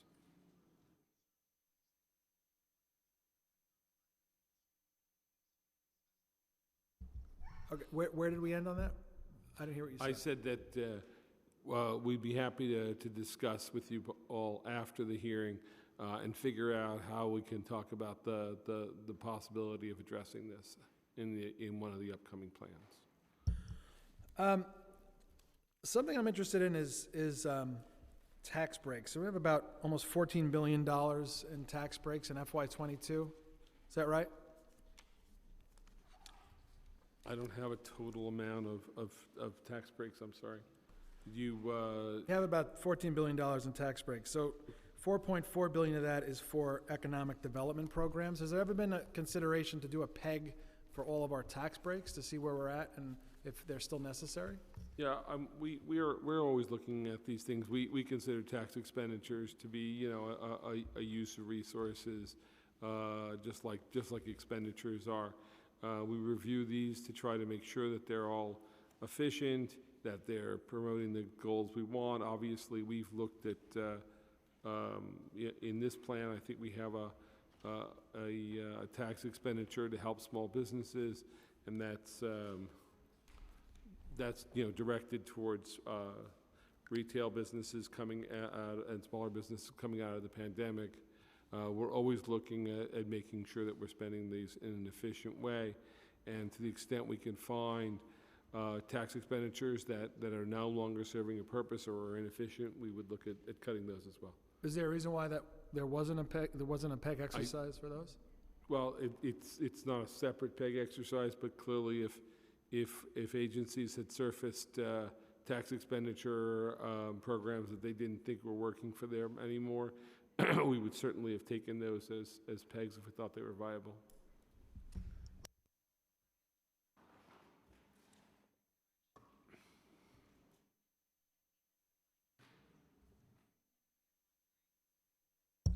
Thank you. We have a bunch of other follow-ups, but we'll submit them to you in writing, and we'll hopefully get that back as soon as possible.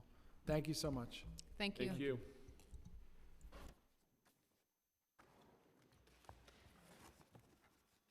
Okay, now we have George Sweeting and Logan Clark from IBO.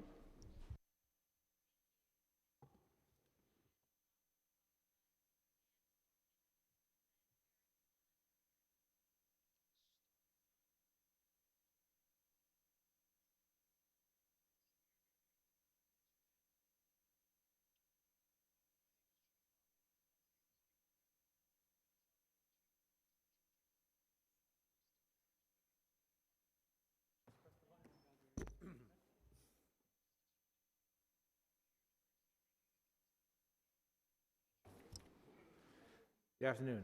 If you raise your right hand, please. Do you affirm to tell the truth, the whole truth, and nothing but the truth before this committee and to respond honestly to council member questions? George Sweeting? Yes, I do. Logan Clark? I do. Please proceed. All right. Good afternoon, Chair Brannan and members of the Finance Committee. I'm George Sweeting, Acting Director of the New York City Independent Budget Office, and with me is Logan Clark, who's IBO's Assistant Director for Budget Review. Thank you for the opportunity to be part of today's hearing. My testimony will focus on some, not all, of the key issues that were raised through our analysis of the financial plan. It's based on work that is still underway for our fiscal outlook report, which we expect to release in about 10 days.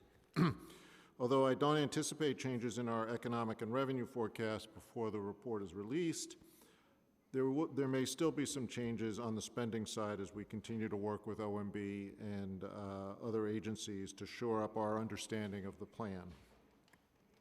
Tables presenting our projections that I will discuss today are attached to the testimony. Let me start with the bottom line first.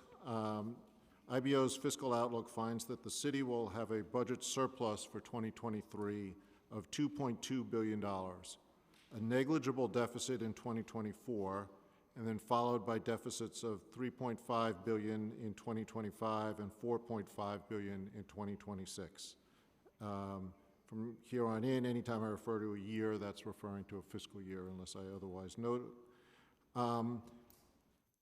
This forecast incorporates our expectations of weak revenue growth, particularly tax revenue, albeit higher than what the mayor estimates, offset somewhat by expenses that we expect the city will incur, which are not included in OMB's spending plan. The out-year gaps, although smaller than those estimated by OMB, are substantial and will require action by the mayor and the city council unless revenues recur faster than anticipated. Our economic forecast is premised on slowing growth in both the national and the local economies over the next 12 months, although we do not anticipate negative growth for a sustained period. We assume the Federal Reserve's use of monetary policy to fight inflation will succeed without tipping the economy into recession. Inflation is expected to return to near the Federal Reserve's target during calendar year 2024.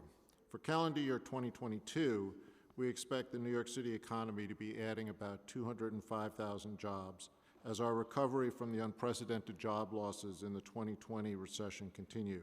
Although IBO projects that the city will still be 105,000 or 2.3% jobs below the 2019, the pre-pandemic level at the end of this year. For calendar year 2023, job growth slows significantly down to 44,000 before bouncing back somewhat to 90,500 in 2024, about 86,000 in 2025, and 82,000 in 2026. The employment recovery remains uneven among the sectors. Industries such as construction, retail trade, and leisure and hospitality are all estimated to be at less than 90% of their 2019 levels, even by the end of this year. Others, such as information, professional services, and healthcare, have already fully recovered to their 2019 levels. We also expect personal income in the city to bounce back from slowed growth in calendar year 2022 to average annual growth of nearly 5% in 2023 through 2026. As for real estate values, IBO projects 9.6% growth in the aggregate estimated market value on the new assessment roll due next month. This reflects the current strength in the real estate market. Class 1 is expected to show the largest increase at 12.5% in market value. After double-digit growth in many of the city's main tax sources in 2022, tax revenue growth is expected to slow in 2023, turning negative in some cases, with aggregate tax revenue growth of only 0.8%, extremely low compared to the 2022 level. The declines are particularly large in percentage terms for the income taxes, both personal and business, and property transfer taxes. Sales tax at 3.2% positive growth and real property tax at 7.1% growth are the exceptions among the city's main tax sources. This weakness continues into 2024, with total revenue expected to shrink by 0.2%. Growth is expected to remain weak for most tax revenue sources in 25 and 2026, averaging only 2.7% annually in those 2 years. IBO has raised its tax revenue forecast by about $1 billion from the last spring for each year of the financial plan. That's a relatively small adjustment by our standards.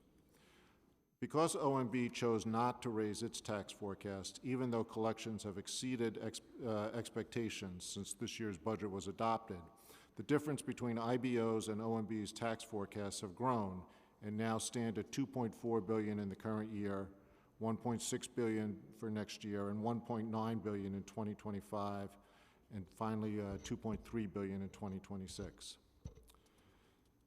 Turning to the spending side, I'll just highlight a few key issues that have emerged. First of all, as there's already been some discussion, the savings plan came up short.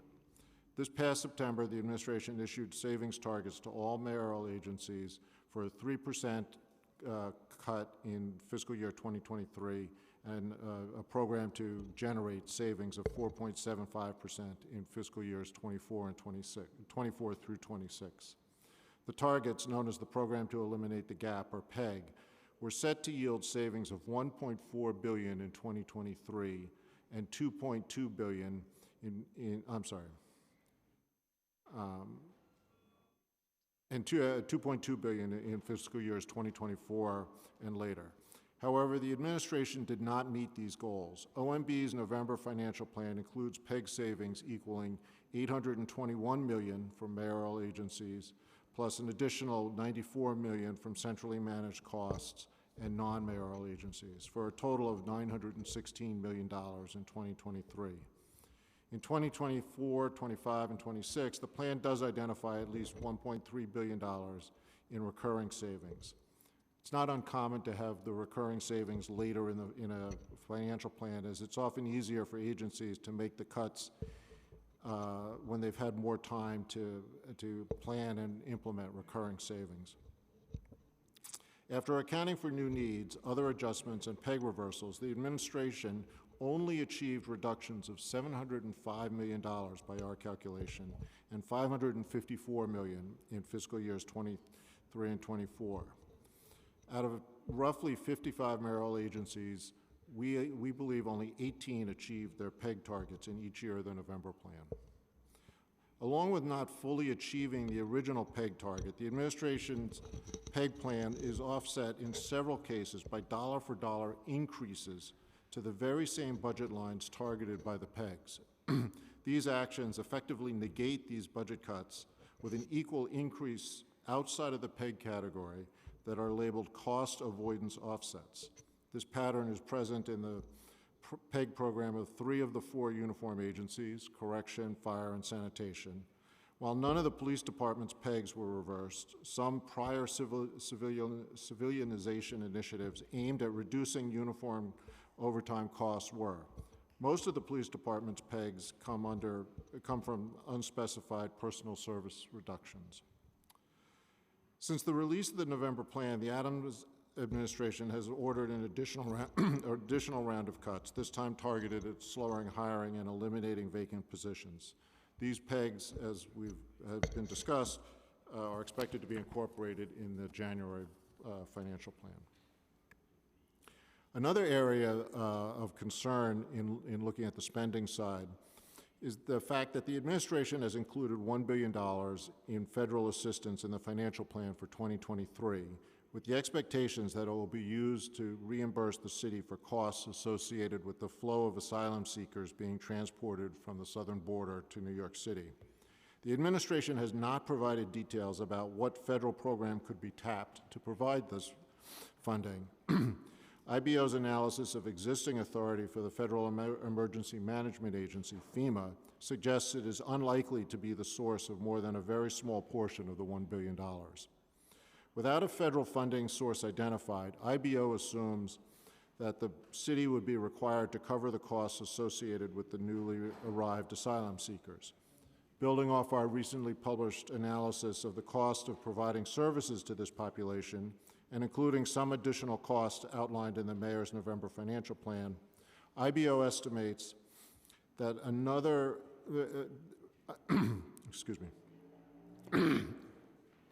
IBO estimates that the city will require $373 million in additional city funds to cover these costs in 2023. For 2024, IBO estimates that another $628 million in city funds, specifically for shelter costs, will be necessary, under the assumption that the new asylum seekers continue to arrive in the coming months.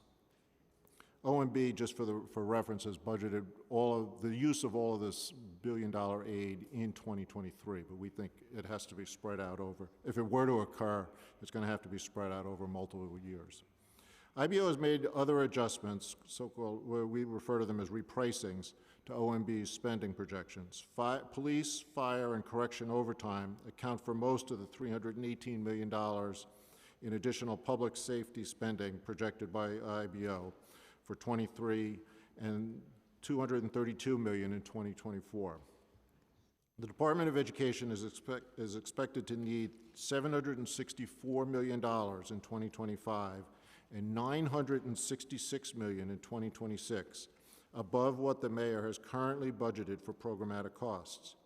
This includes $678 million in 2025 and $881 million in 2026 if it wants to maintain the services launched with federal COVID relief funds that will run out during fiscal years 24 and 25.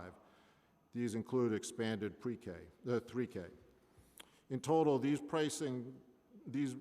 repricings result in IBO estimating higher city-funded expenditures in each of the financial plans, $228 million in 23, $1.1 billion in 24, $829 million in 2025, and $928 million in 2026.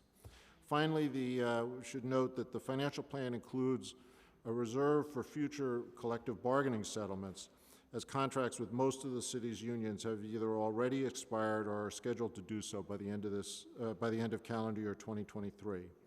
The amount in the reserve is sufficient to provide for a settlement with a raise of, and that should say 1.5% annually. However, given the steep rise in inflation over the past year, it is likely the unions will hold out for higher settlements, which would add to the budget gaps. So thank you again, and we're happy to answer your questions. Thank you, George. What is driving IBO's more optimistic revenue forecast? First of all, I'd say it's relatively optimistic compared to OMB's. It's actually by my experience, probably our weakest revenue forecast in terms of growth over the course of a financial plan. 2022 was quite strong on revenues, including almost $1 billion that came in between when the 23 budget was adopted in June. That included a projection of what 22 would be, how 22 would finish.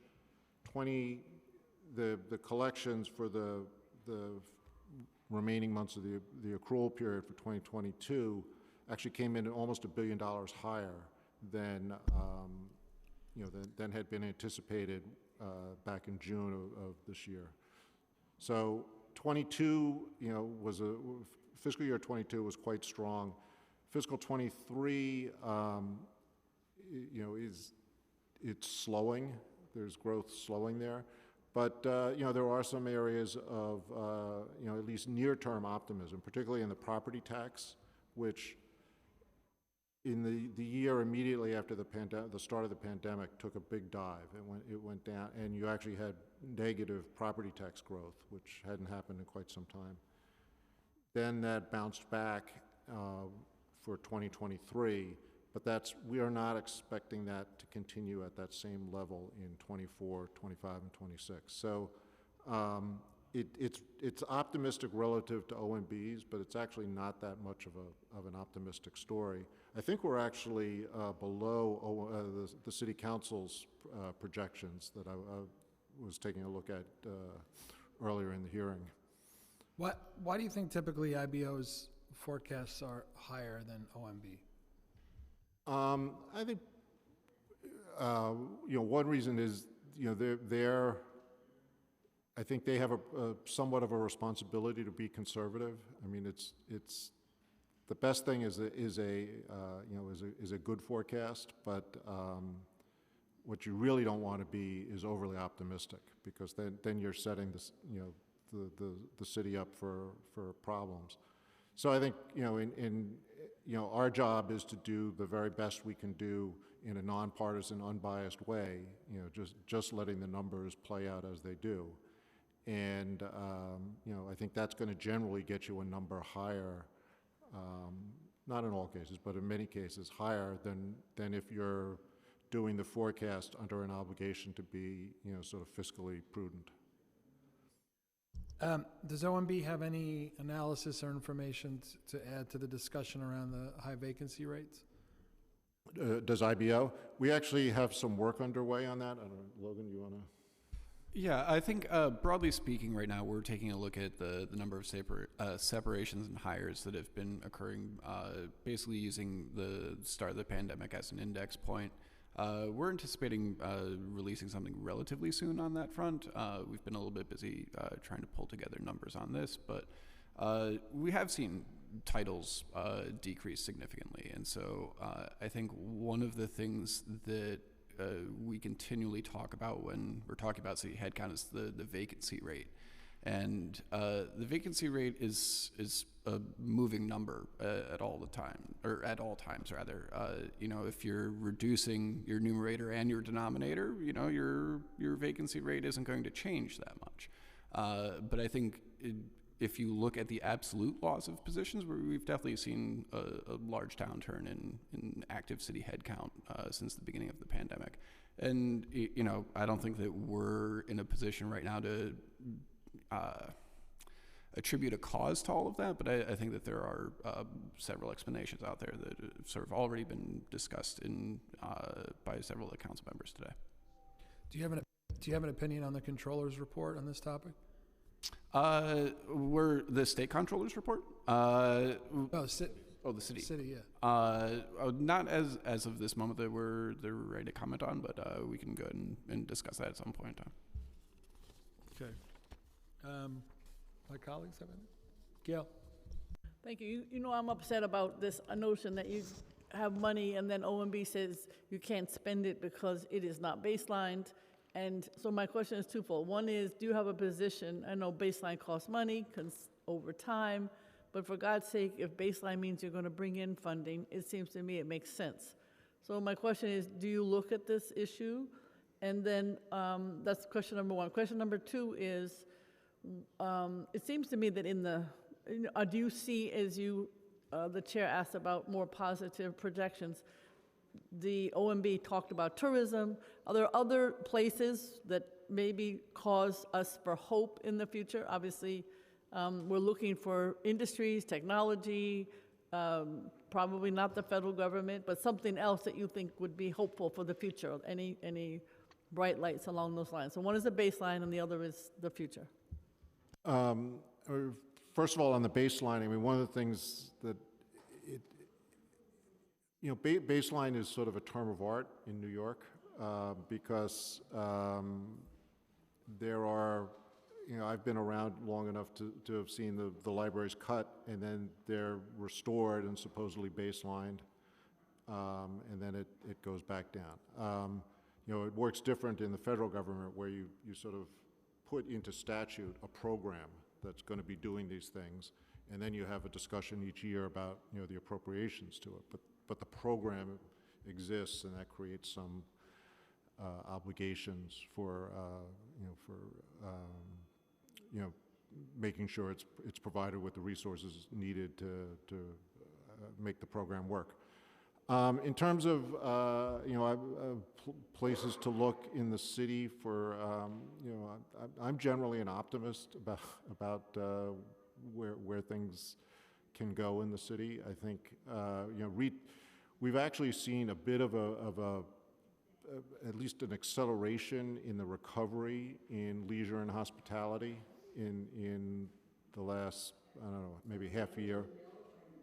And so that's a good sign because that industry provides jobs that they're good entry-level jobs for people maybe who don't have a college degree, and having some strength there is certainly a good thing.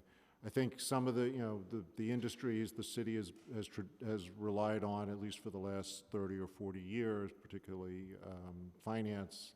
It's not clear where that's going, and the information sector, which sort of the big tech, to speak of it colloquially. Right now it's going. There are some sharp cutbacks going on in a number of those industries in the city. That have a presence in the city. It's not clear whether all of those job cuts that have been announced at the national level, how many of them are actually going to occur in the city. But that I think it's hard to think that this New York cannot continue to, that New York should be able to continue to be a place that attracts smart, talented people that want to work in tech, and I think that's a place for optimism. Thank you. Councilman Osei. Thank you. Sorry I missed your testimony, so excuse me if I repeat any questions. The first question that I have is, I'm very elated to see that there were no pegs for DCLA. The question I have is why? Was there an indicator that the administration saw from DCLA that yielded to the lack of pegs, or? This is IBO. I'm not sure. Yeah. I don't know what they were looking at. My apologies. You want? 1B. Thank you. You get the second team. Okay, thank you very much. Appreciate it.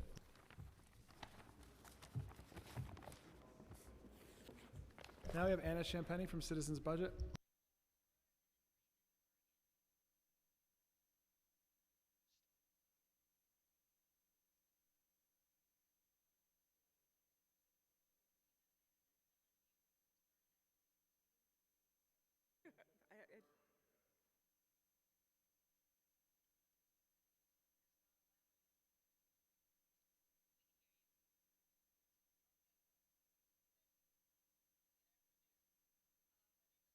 Okay, keep going. You ready? Thank you.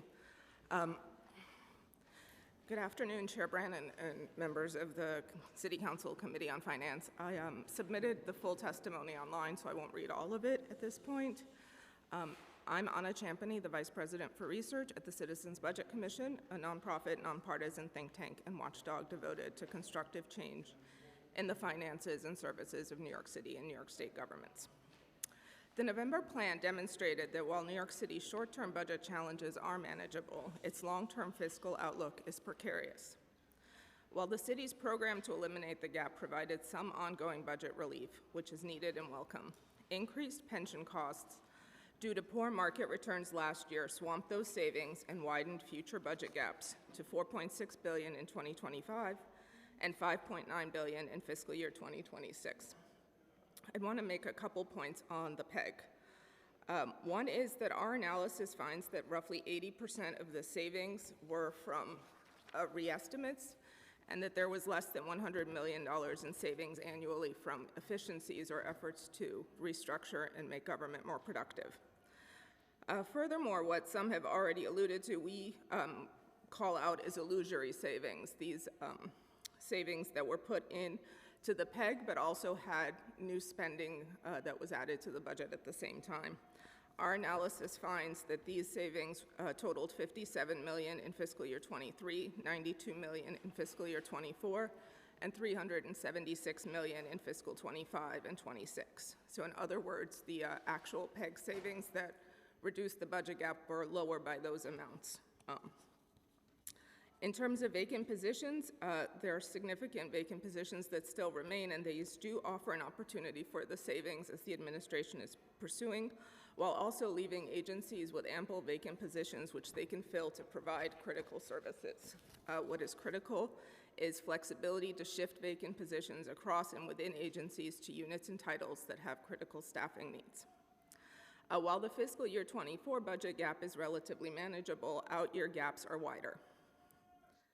As I said, they already were increased by $866 million and $1.9 billion compared to the June 22 financial plan. The fiscal risks abound, and budget gaps, even absent a recession, could reach $8 billion and $10 billion in fiscal years 2025 and 2026, respectively. We've been consistently warning of three risks: collective bargaining costs, city and federally funded fiscal cliffs, and the potential revenue shortfall from a recession. These risks all remain.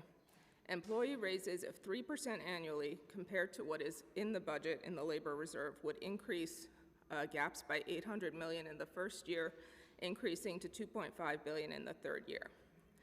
There's a city-funded fiscal cliff of about $865 million in fiscal year 24. These are city-funded programs in fiscal year 23 that do not have funding next year, and so would either need to be discontinued or have resources identified. And a typical recession based on prior recessions, we estimate could cause revenue shortfalls of $4.3 billion in the first year and $10 to $16 billion over 3 years. So these are all very significant risks. As IBO mentioned, we also are concerned about the inclusion of $1 billion in federal funding for services for asylum seekers. While we concur that the federal and state governments should shoulder some of these costs, they have not been secured, and this could be put additional pressure on the city budget. In terms of looking forward to the preliminary budget, we identify some actions the city is likely to take to reduce or to close the fiscal year 24 gap, including reducing budgetary reserves and identifying other technical adjustments, as well as the vacancy savings they have identified. But we do want to say, while there is a clear path to balancing fiscal year 24, it would be a mistake to conclude that the city's fiscal situation is brighter and that it can therefore afford more recurring spending on programs. There are significant fiscal challenges ahead. The best way to preserve services for New Yorkers when they need them most is to improve the quality and efficiency of the city's operations today. More transformative changes are needed to ensure future stability. Thank you, and I look forward to answering your questions. Colleagues have questions? Go ahead, Gail. Thank you, as always. One question I had, maybe I misunderstood, but there was some discussion about programs that are funded and maybe not in the future, or they're not funded now and they should be in the future. That piece, the reason is there are some city agencies people know that I'd like to get rid of, but I'm told, hard to do. So I'm wondering if you have that list. Excuse? There's some agencies that I would like to get rid of. People know that I have such a list, but I am told I'm not supposed to do that. So do you have such a list? No, we do not have a list of Because you mentioned something about something being funded and not funded, and what was that? There was something that you mentioned there that got me very ecstatic that there might be such a list. I think what you're talking about is what's similar to your questions earlier about baselining costs. That Yes. we, in reviewing the budget and city funding for programs, have identified across many agencies nearly $900 million in spending this year that is not in the baseline. But these are programs that are arguably recurring and we would expect to continue. So we refer to that as a fiscal cliff, and that the gap is really $900 million higher than reported if you want to continue these services. Okay, thank you. Sure. Do you have any analysis or opinion on the vacancy issue? We've been tracking city headcount and vacancy closely during the pandemic. Total headcount from the peak full-time and full-time equivalent is down about 22,000 positions. I think we ended fiscal year 22 with about 304,000 full-time and full-time equivalents on board. The authorized level, as you know, is about 333,000 this year, so there are a lot of vacant positions. And I think we're seeing a point where the vacancies are impacting services, as has been identified. We have said that there are both vacancies that need to be cut as well as managerial changes that need to be made to increase hiring. Part of the challenge is that we have separations that are exceeding new hires, so your onboard staff continues to decrease because the city hasn't been able to hire at the speed that it needs to. Some of that is outside of their control. It is, in fact, a very tight labor market. There are civil service rules that they are constrained by. But I think other procedural changes within OMB, some of which they appear to be implementing, could speed up and allow agencies. I mean, one part is allowing agencies to post and search for all of their vacancies, which they were not allowed to do when there was a 2-for-1 hiring freeze that's now being eliminated. So one is allowing agencies to post and fill their vacancies, but also speeding up the internal review processes so when they find qualified candidates, they can bring them on board. Are there agencies you've identified where the vacancies matter more or impact services more? I mean, the vacancy rates do vary, and some agencies, like the Department of Buildings, which has come up, have significantly higher vacancy rates than the citywide average. DOB, for example, is at 24% compared to 8%.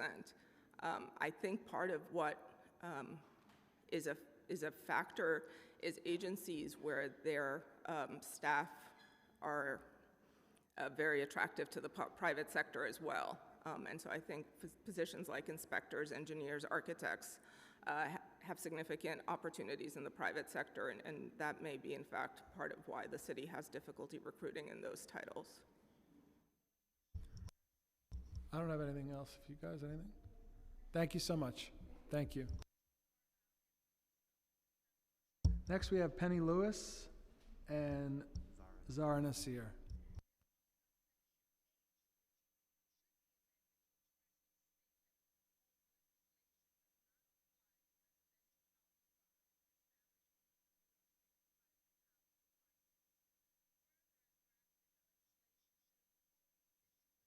When you're ready, you can begin in the order of your preference.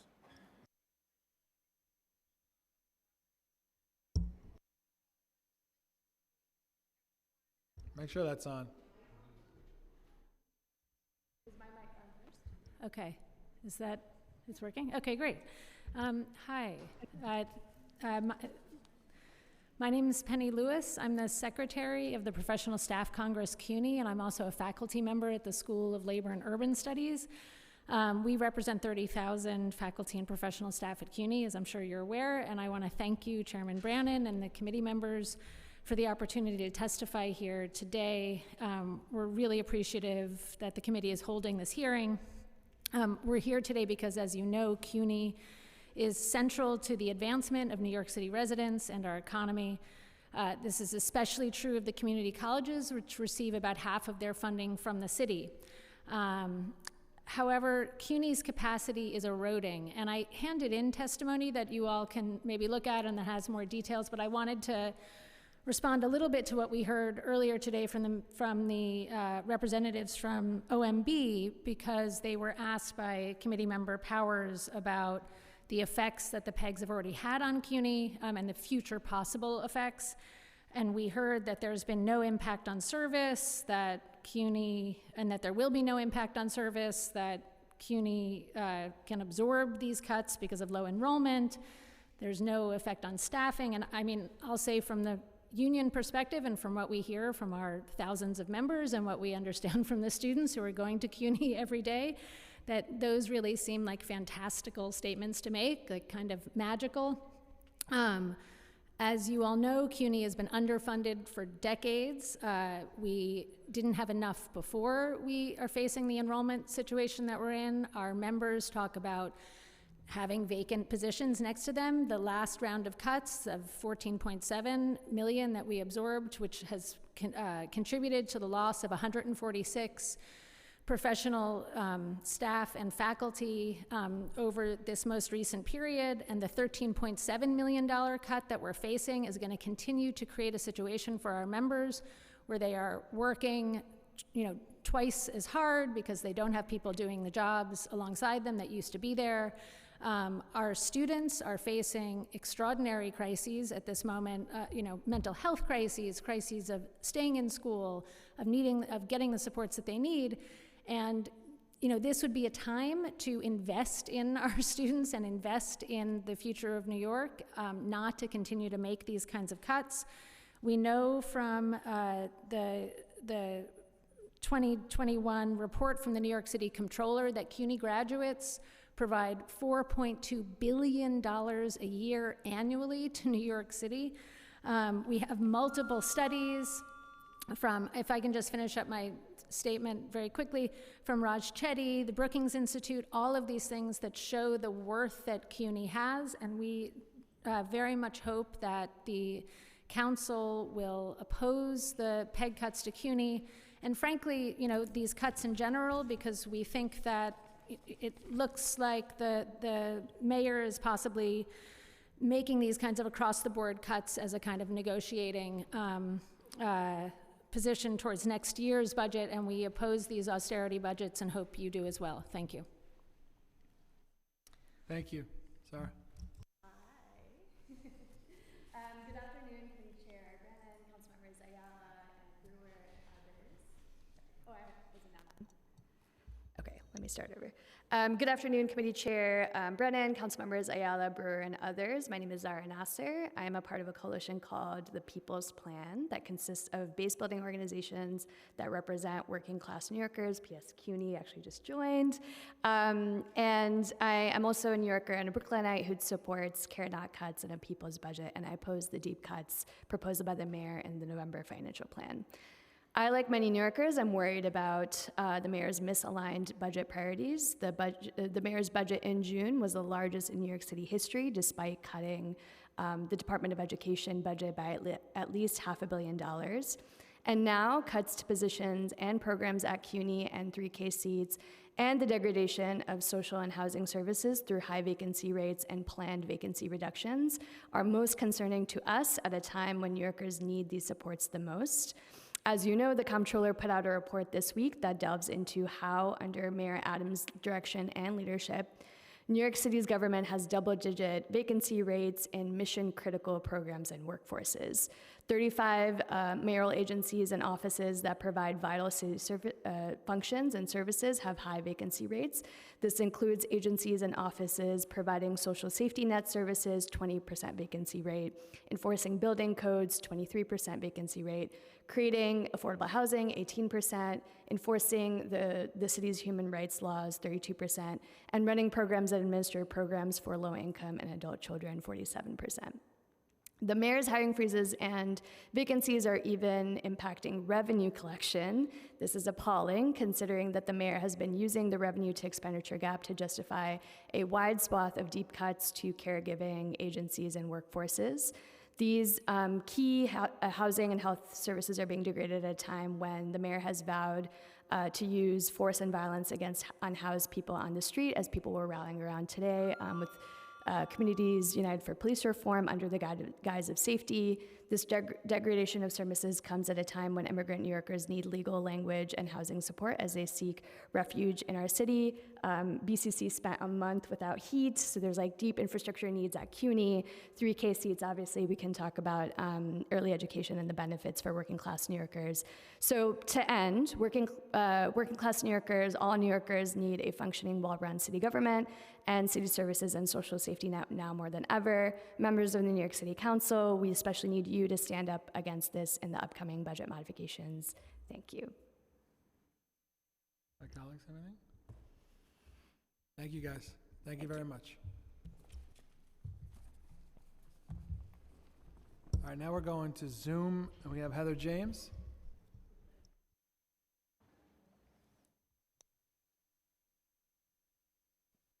I'm not able to turn on my video. The host has stopped it, so I don't know if that's a technical issue you all can solve. It's okay. You can go ahead. Awesome. All right. I know what you look like. True. All right. Well, I won't torture you with too much repetition here at 3:40, but thank you so much, Chairman Brannan, and to the rest of the council members for your time today. I'm here as a professor at the Borough of Manhattan Community College, CUNY, a city employee like you, and a proud PSC CUNY member. Penny mentioned that we had to absorb quite a large number of cuts to full-time community college faculty in FY23, and of course, the November plan would eliminate more positions. Maybe too, these numbers don't sound huge, but if you look at long-term hiring trends at CUNY, they paint a different picture. We've lost 845 full-time faculty between 2014 and 2022, and 70% of all courses taught at CUNY's community colleges are taught by underpaid contingent faculty, commonly known as adjuncts. Last budget cycle, the state made some efforts to bring back full-time faculty, but we are currently undermining that long fight. And the last thing we want to do is create a two-tiered system of higher education that disadvantages poorer students and students of color. We're in danger of doing that. Studies show that students of color, like those served by our community colleges, have less access to full-time faculty than their white peers. As Penny noted, the idea that eliminating more full-time faculty positions won't impact our students, that's a fantasy. It's a fantasy that more full-time faculty are not needed due to enrollment drops. Even when enrollment was at its lowest level at the height of the pandemic, we didn't have close to enough full-time faculty. As I mentioned, our adjuncts are paid poverty wages. They don't have their own offices. They're running from campus to campus. This is not to disparage my colleagues. They're trying to survive. Full-time faculty are required to provide additional services such as advising. Our students need this more than ever since COVID. They need more attention. We're actively trying to bring people back. We have the Speakers Reconnect initiative. We have and we need more retention efforts. We desperately need to educate more mental health professionals. Time has expired. Oh, okay. So we can't bring people back without faculty and staff. Thank you. Thank you, Heather. Thank you. Now we have Lynn Yellen on Zoom. Time has begun. Thank you. I also can't start my video.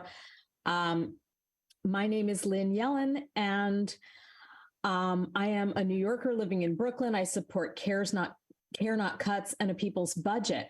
I want to oppose the deep cuts proposed by Mayor Adams. As a retired New York City public school teacher, I am deeply concerned that the budget was so large, even though the cuts to the DOE were about $500 million.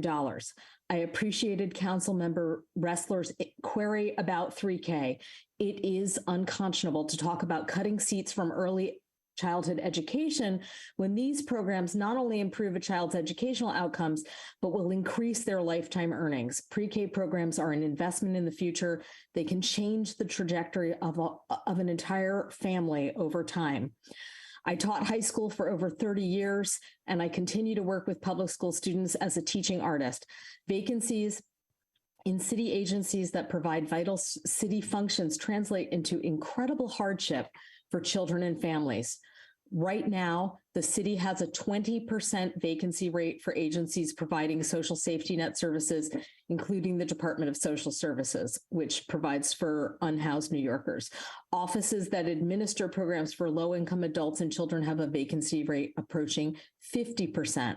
As Councilmember Brewer pointed out, some of those vacancies were avoidable. The mayor's insistence that city employees return to offices is misguided. The city is again seeing increasing COVID cases. Moreover, the lack of childcare options has also placed municipal workers under pressure. In my work, I am accustomed to seeing children who are exhausted in school because their families are unhoused and dealing with late-night moves within the shelter system. I have prepared meals and brought homemade snacks for children whose families lack access to a kitchen. There is a human toll when systems fail. New Yorkers need a fully staffed, well-run city government. Shorting educational programs and those that affect children is a way of shorting the future. Thank you. Thank you, Lynn. Now we have Jen Gabori. Time has begun. Hi, I too cannot start my camera, but I'm in my classroom right now at CUNY and my students are watching me testify. So it's a good lesson for them and I'm trying to encourage them to come out to public hearings and make their voices be heard. I'm really happy today to see testimony that's considering alternatives to the Medicare Advantage changes and also looking for different ways to consider revenue.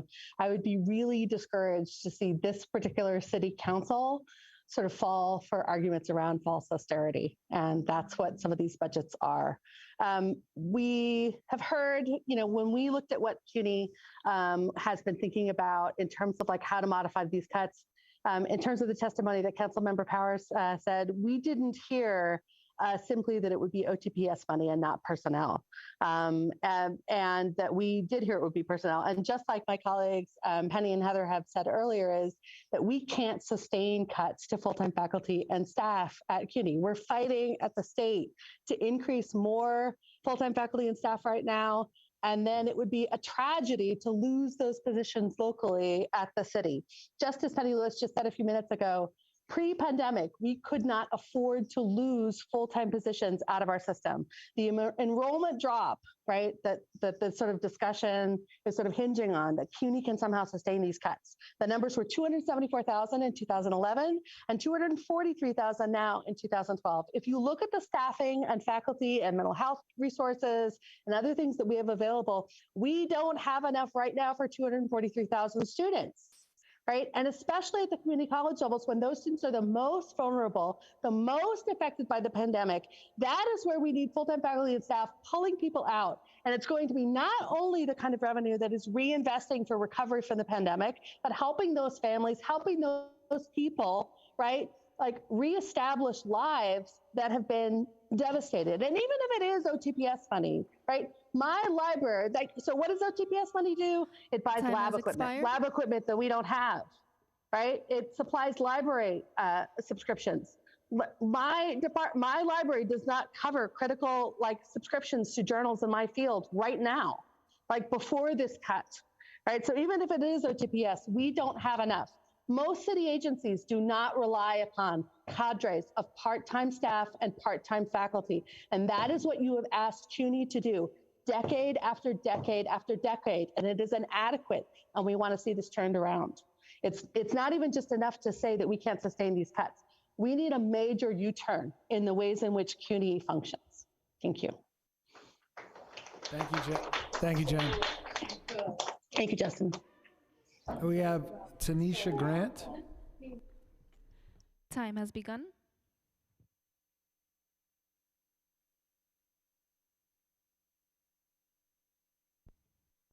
Tanisha, you there?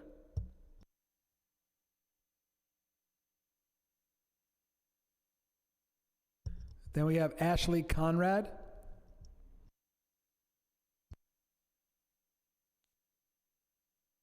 Hi, good afternoon.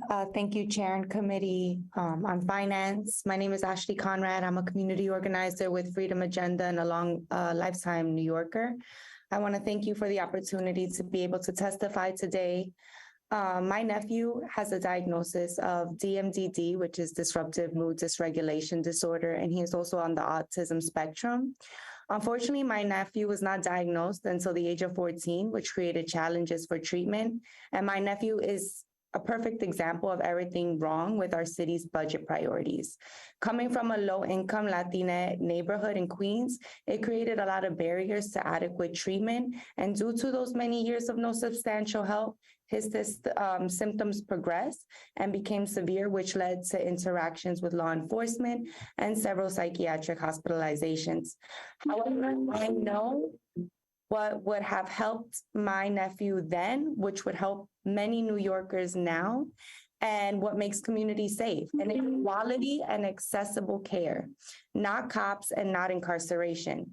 Instead, the city has spent hundreds and thousands of dollars to keep him at Rikers Island. Earlier this year, the mayor was looking to add more money to the most corrupt and underfunded jail system in the country, Rikers Island. Now, in this budget modification, the mayor is proposing cuts to funding for housing, childcare, and education, but somehow found over $12 million to add to DOC's budget, which was only described as other adjustments. I don't know what that means. But for DOC, Mayor Adams seems like he is willing to continuously write a blank check. And the mayor seems to have looked for every opportunity to cut vacancies in education institutions and social service agencies, but not for DOC. DOC currently has about 70 vacancies among uniformed staff. They should be trimming their bloated headcount by much more than that, but 70 positions would be a start. Instead, the only jail system in the nation with more guards than people in custody is getting a pass when the mayor says we need to find savings wherever possible. Sometimes the mayor talks like he's with us when he says he wants to go upstream to help our young people. He talks about breaking the cycle of incarceration with education, support, and opportunity. If that's truly where the mayor where his values are, he needs to show us a budget that reflects that. And his November budget proposal is not that. This council rightly rejected the mayor's attempt to increase DOC's budget this spring, but we urge City Council to reject this new attempt to add unexplained and unjustified millions to their budget. Please insist on a budget that really meets the needs of our communities. Thank you. Thank you, Ashley. We have Devorah Cafaro. Begun.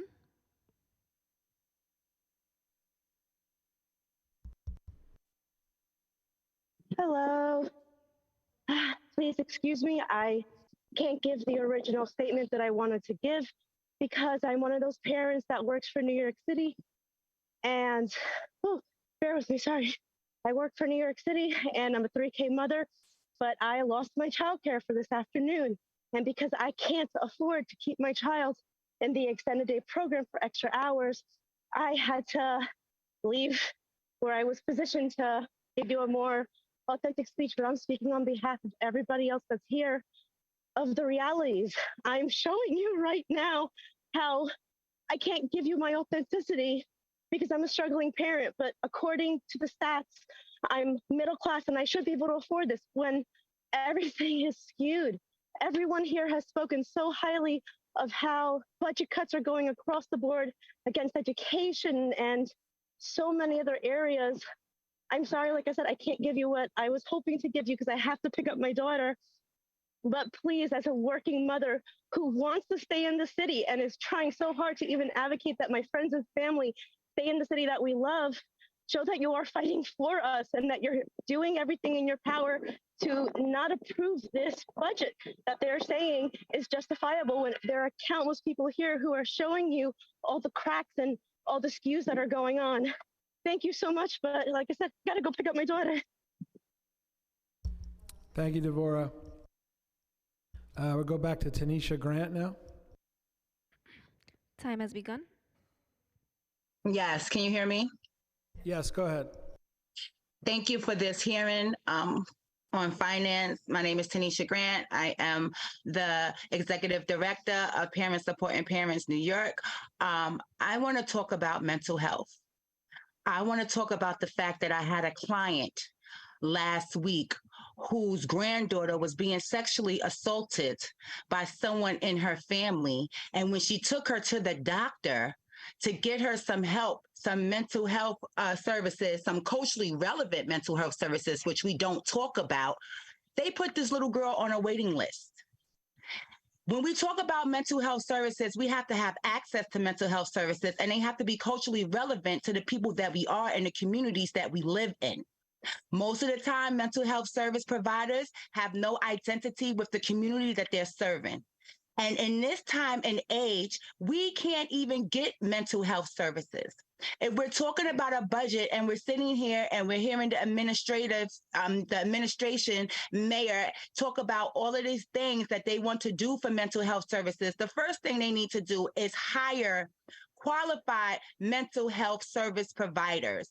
And there is no reason why low-income people such as low-income people in my community who work hard cannot get the mental health services that they need, which is a part of these cuts in these budgets.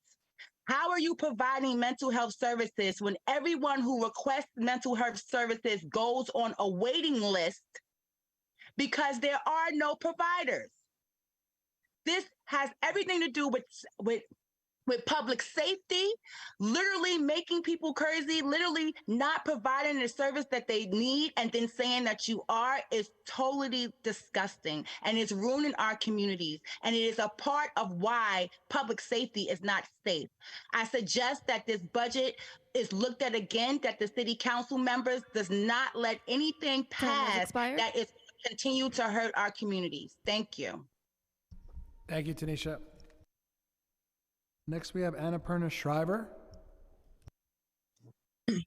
My name is Annapurna Potlery Schreiber. My daughter is at Red Balloon Preschool in Harlem, which is now in danger of being closed by Columbia University. And my son is a first grader at PS 125 in Harlem. PS 125 is located in a racially diverse low-income district. Children have suffered greatly during the pandemic, with indicators for healthy socialization, academic benchmarks, and social emotional wellness not where they should be. Many children have lost parents, caregivers, and other loved ones to COVID. Our extremely dedicated teachers and staff have risked their own health and safety to provide our children with an education while also supporting their mental health and nurturing our children to be good citizens. They are literally being asked to take a bullet for our children, and their reward is to strip the school of significant funding. A study by the Children's Hospital of Chicago states that pillars for mental health, including socializing, exercising, eating well, sleeping well, various activities, processing experiences, have been compromised all at once, and 64% believe the pandemic will have a lasting effect on children's development. These effects are likely to be seen more deeply in communities of color and low-income communities. It is the responsibility of the city's officials to alleviate this inequality, not to exacerbate it, as these budget cuts have already done. One can only imagine how these budget cuts have made more difficult the lives of our most vulnerable children, including those with special needs, with difficult home lives, and whose parents are struggling to make ends meet. I am reminded of the saying that the opposite of poverty is not wealth, it is justice. Given this, it is absolutely puzzling why you would cut funding to schools when their budgets should be augmented to ensure that the whole child is being cared for, including programming for our youngest learners, after-school programs, and schools that are robustly staffed with teachers and staff that are fairly compensated and treated with respect. I have personally purchased disinfecting wipes and sprays for my son's classrooms. I am too ashamed to ask my son's teachers how much they have personally spent on class from their own pocket. Our school already relies on parent volunteers to serve lunches. Our community is deeply committed to our school and to holding each other up, but goodwill alone will not pay for teachers and staff and a safe, well-maintained school. Any budget that isn't centered around the welfare of our most vulnerable citizens, our children, isn't one worth considering. The parents and educators of this city are fed up. We are exhausted and we vote. Reverse the budget cuts now. We will be holding all elected officials responsible, from the mayor to the city council members who voted for this budget in the first place. Thank you. Thank you. Next is Lupe Hernandez. Time has begun. Good afternoon, Committee Chair Brannon and the rest of the committee members. My name is Lupe Hernandez, and I am a New Yorker that lives in Manhattan, and I support CARE, not cuts. And I oppose the deep cuts proposed by the mayor in November financial plan. A little bit about myself. I have spoken to you many times in regards to this education budget that many council members passed and then regretted, even after parent advocates had been screaming about the impact on the 469 million. And that's on the low end of what these cuts would look like. As Councilmember Brannan said earlier, these schools were not funded adequately or equitably to begin with. But today I'm here to talk to you about the cuts to universal pre-K, early education services, and the impacts on the working class New Yorkers like myself. $500 million in cuts in the next fiscal year. That's $1.5 billion throughout fiscal year of 2026. I want to reiterate how important this program is, not just for the educational outcomes of working class families in New York, but to their long-term economic fortunes as well. This is a long-term investment. Kids who enroll in early education programs not only do better in their education pursuits, but their average lifetime earnings actually increase. It is not an overstatement to say that this program can change the trajectory of an entire household over time. The cancellation of 3K expansion and cuts to the Department of Education severely impacts families who do not currently have access to this vital education program. Many New Yorkers like myself, I've complained that there's not enough seats in particular neighborhoods. Yet the administration failed to appropriately outreach to the families across the city and is citing that as a reason to curtail seats. This is outrageous and honestly a betrayal of the public trust, me included. By fixing the enrollment numbers, the Adams administration is saying it seems like they're purposely sabotaging this program.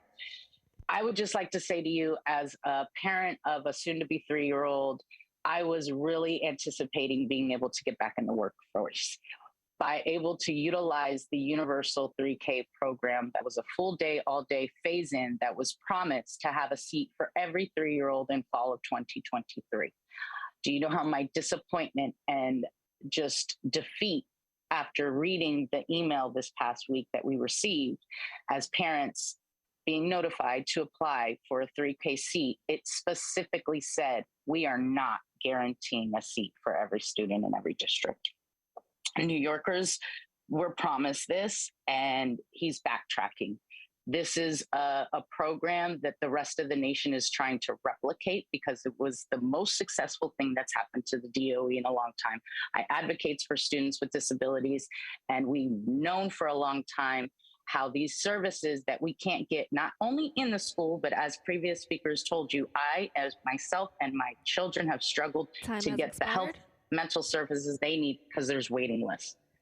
We don't need these cuts. We need care. We need support. Please do right from your previous votes and do not, this is not acceptable budget. He needs to have the people's budget. And I'm here in support with the people's plan.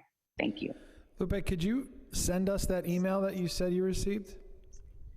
Yes, I will. I sent it out to all of the advocates and I was so disappointed. I highlighted it with like a big red circle saying, can you believe this? It's not guaranteed. And I was looking forward to being able to go back to work. It's next to impossible. I live in Tribeca. I don't make Tribeca money. We were here before the influx of the wealth. And it's 20 grand up front for a preschool program in my neighborhood, and they want it up front, and that's 2 hours for 3 days out of the week. That's not even 3 days or 5 days full day. That's 2 hours, 3 days out of the week for my 3-year-old to be in a program. It's 20 grand up front. I don't have that. Thank you. Thank you. Thank you very much.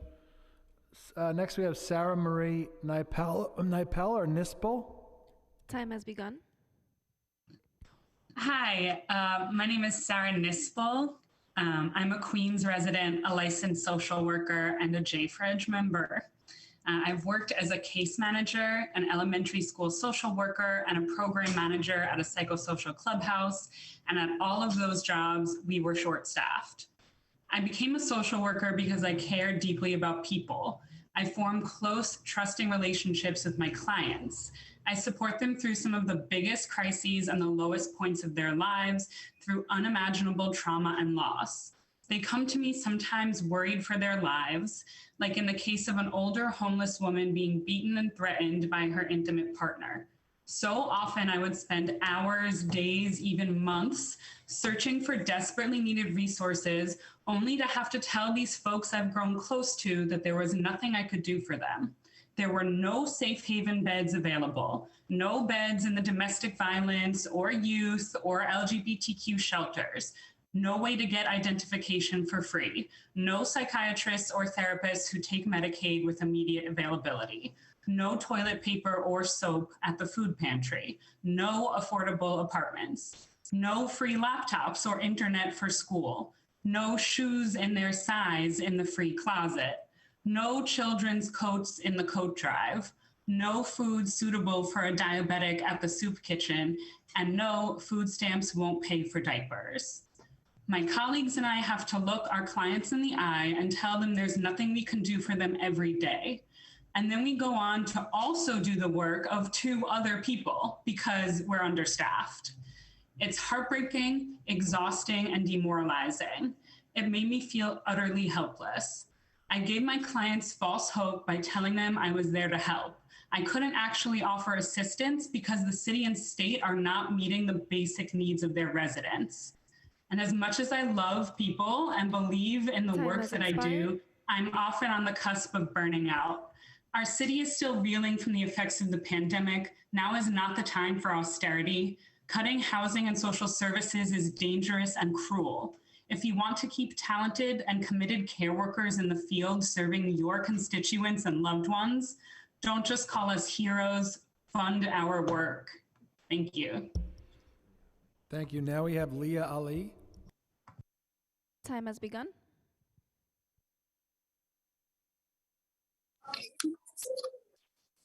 Good afternoon, Committee Chair Brannan. My name is Leah Ali, and I'm a New York City public high school student that attends Bard High School in Manhattan, resides in Queens, and supports #HairNotCuts and the People's Budget. I oppose the deep cuts proposed by Mayor Adams in the November financial plan.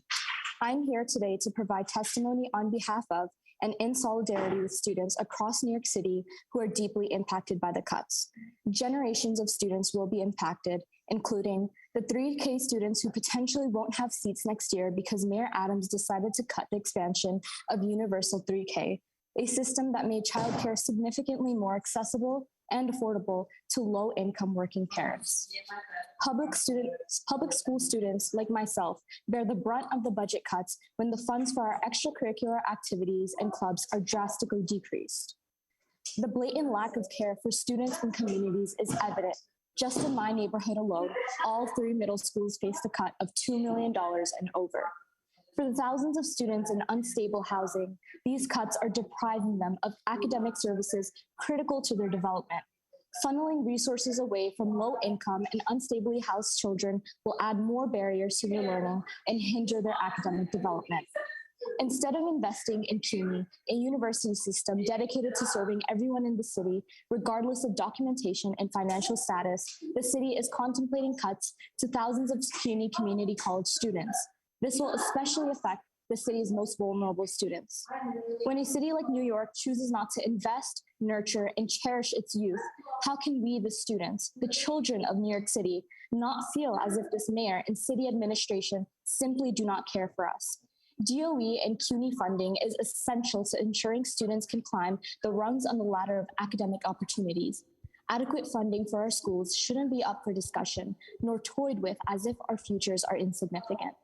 If the city truly believed the youth are the future, then I wouldn't have to testify today. Time has expired. Education is the bedrock of any thriving future. Are we not the future of New York City? The children of New York City are counting on you. Don't let us down. Thank you. Thank you, Leah. I appreciate you testifying.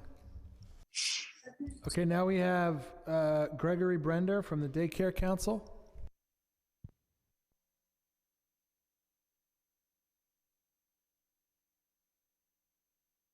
Sure. Just make sure your mic's on. Hi, Councilmember Brandon. Thank you so much for the opportunity to testify. My name is Gregory Brender. I'm here on behalf of the Daycare Council of New York. We're the membership organization of early childhood provider organizations.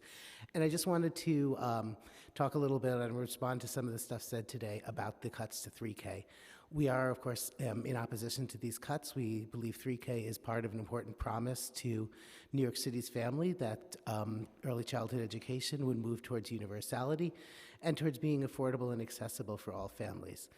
A few of the points we really wanted to highlight was one, even though these are cuts that in the PEG plan take place in FY24, it's important to take action now because typically 3K programs 3K contracts start in July with services opening in September. So in order to make sure that programs can actually start, you want to have them in the out-year budgets early on. So we don't want to, obviously, this may end up being restored. We appreciate the strong support that we heard today and many times over for 3K, but taking action now is very important. The other thing is we heard a lot from the administration about the reallocation of seats, and we acknowledge the great need for increased infant toddler care, even for 3 and 4-year-olds, for extended day programs. But the way to fund them isn't to start cutting 3K and to take these massive cuts out of the budgets now. So we really appreciate the council's strong support for 3K and hope to see we can move to stop these cuts. And thank you so much for listening to my testimony late in the day. Thank you very much. Okay, with that, this hearing is adjourned.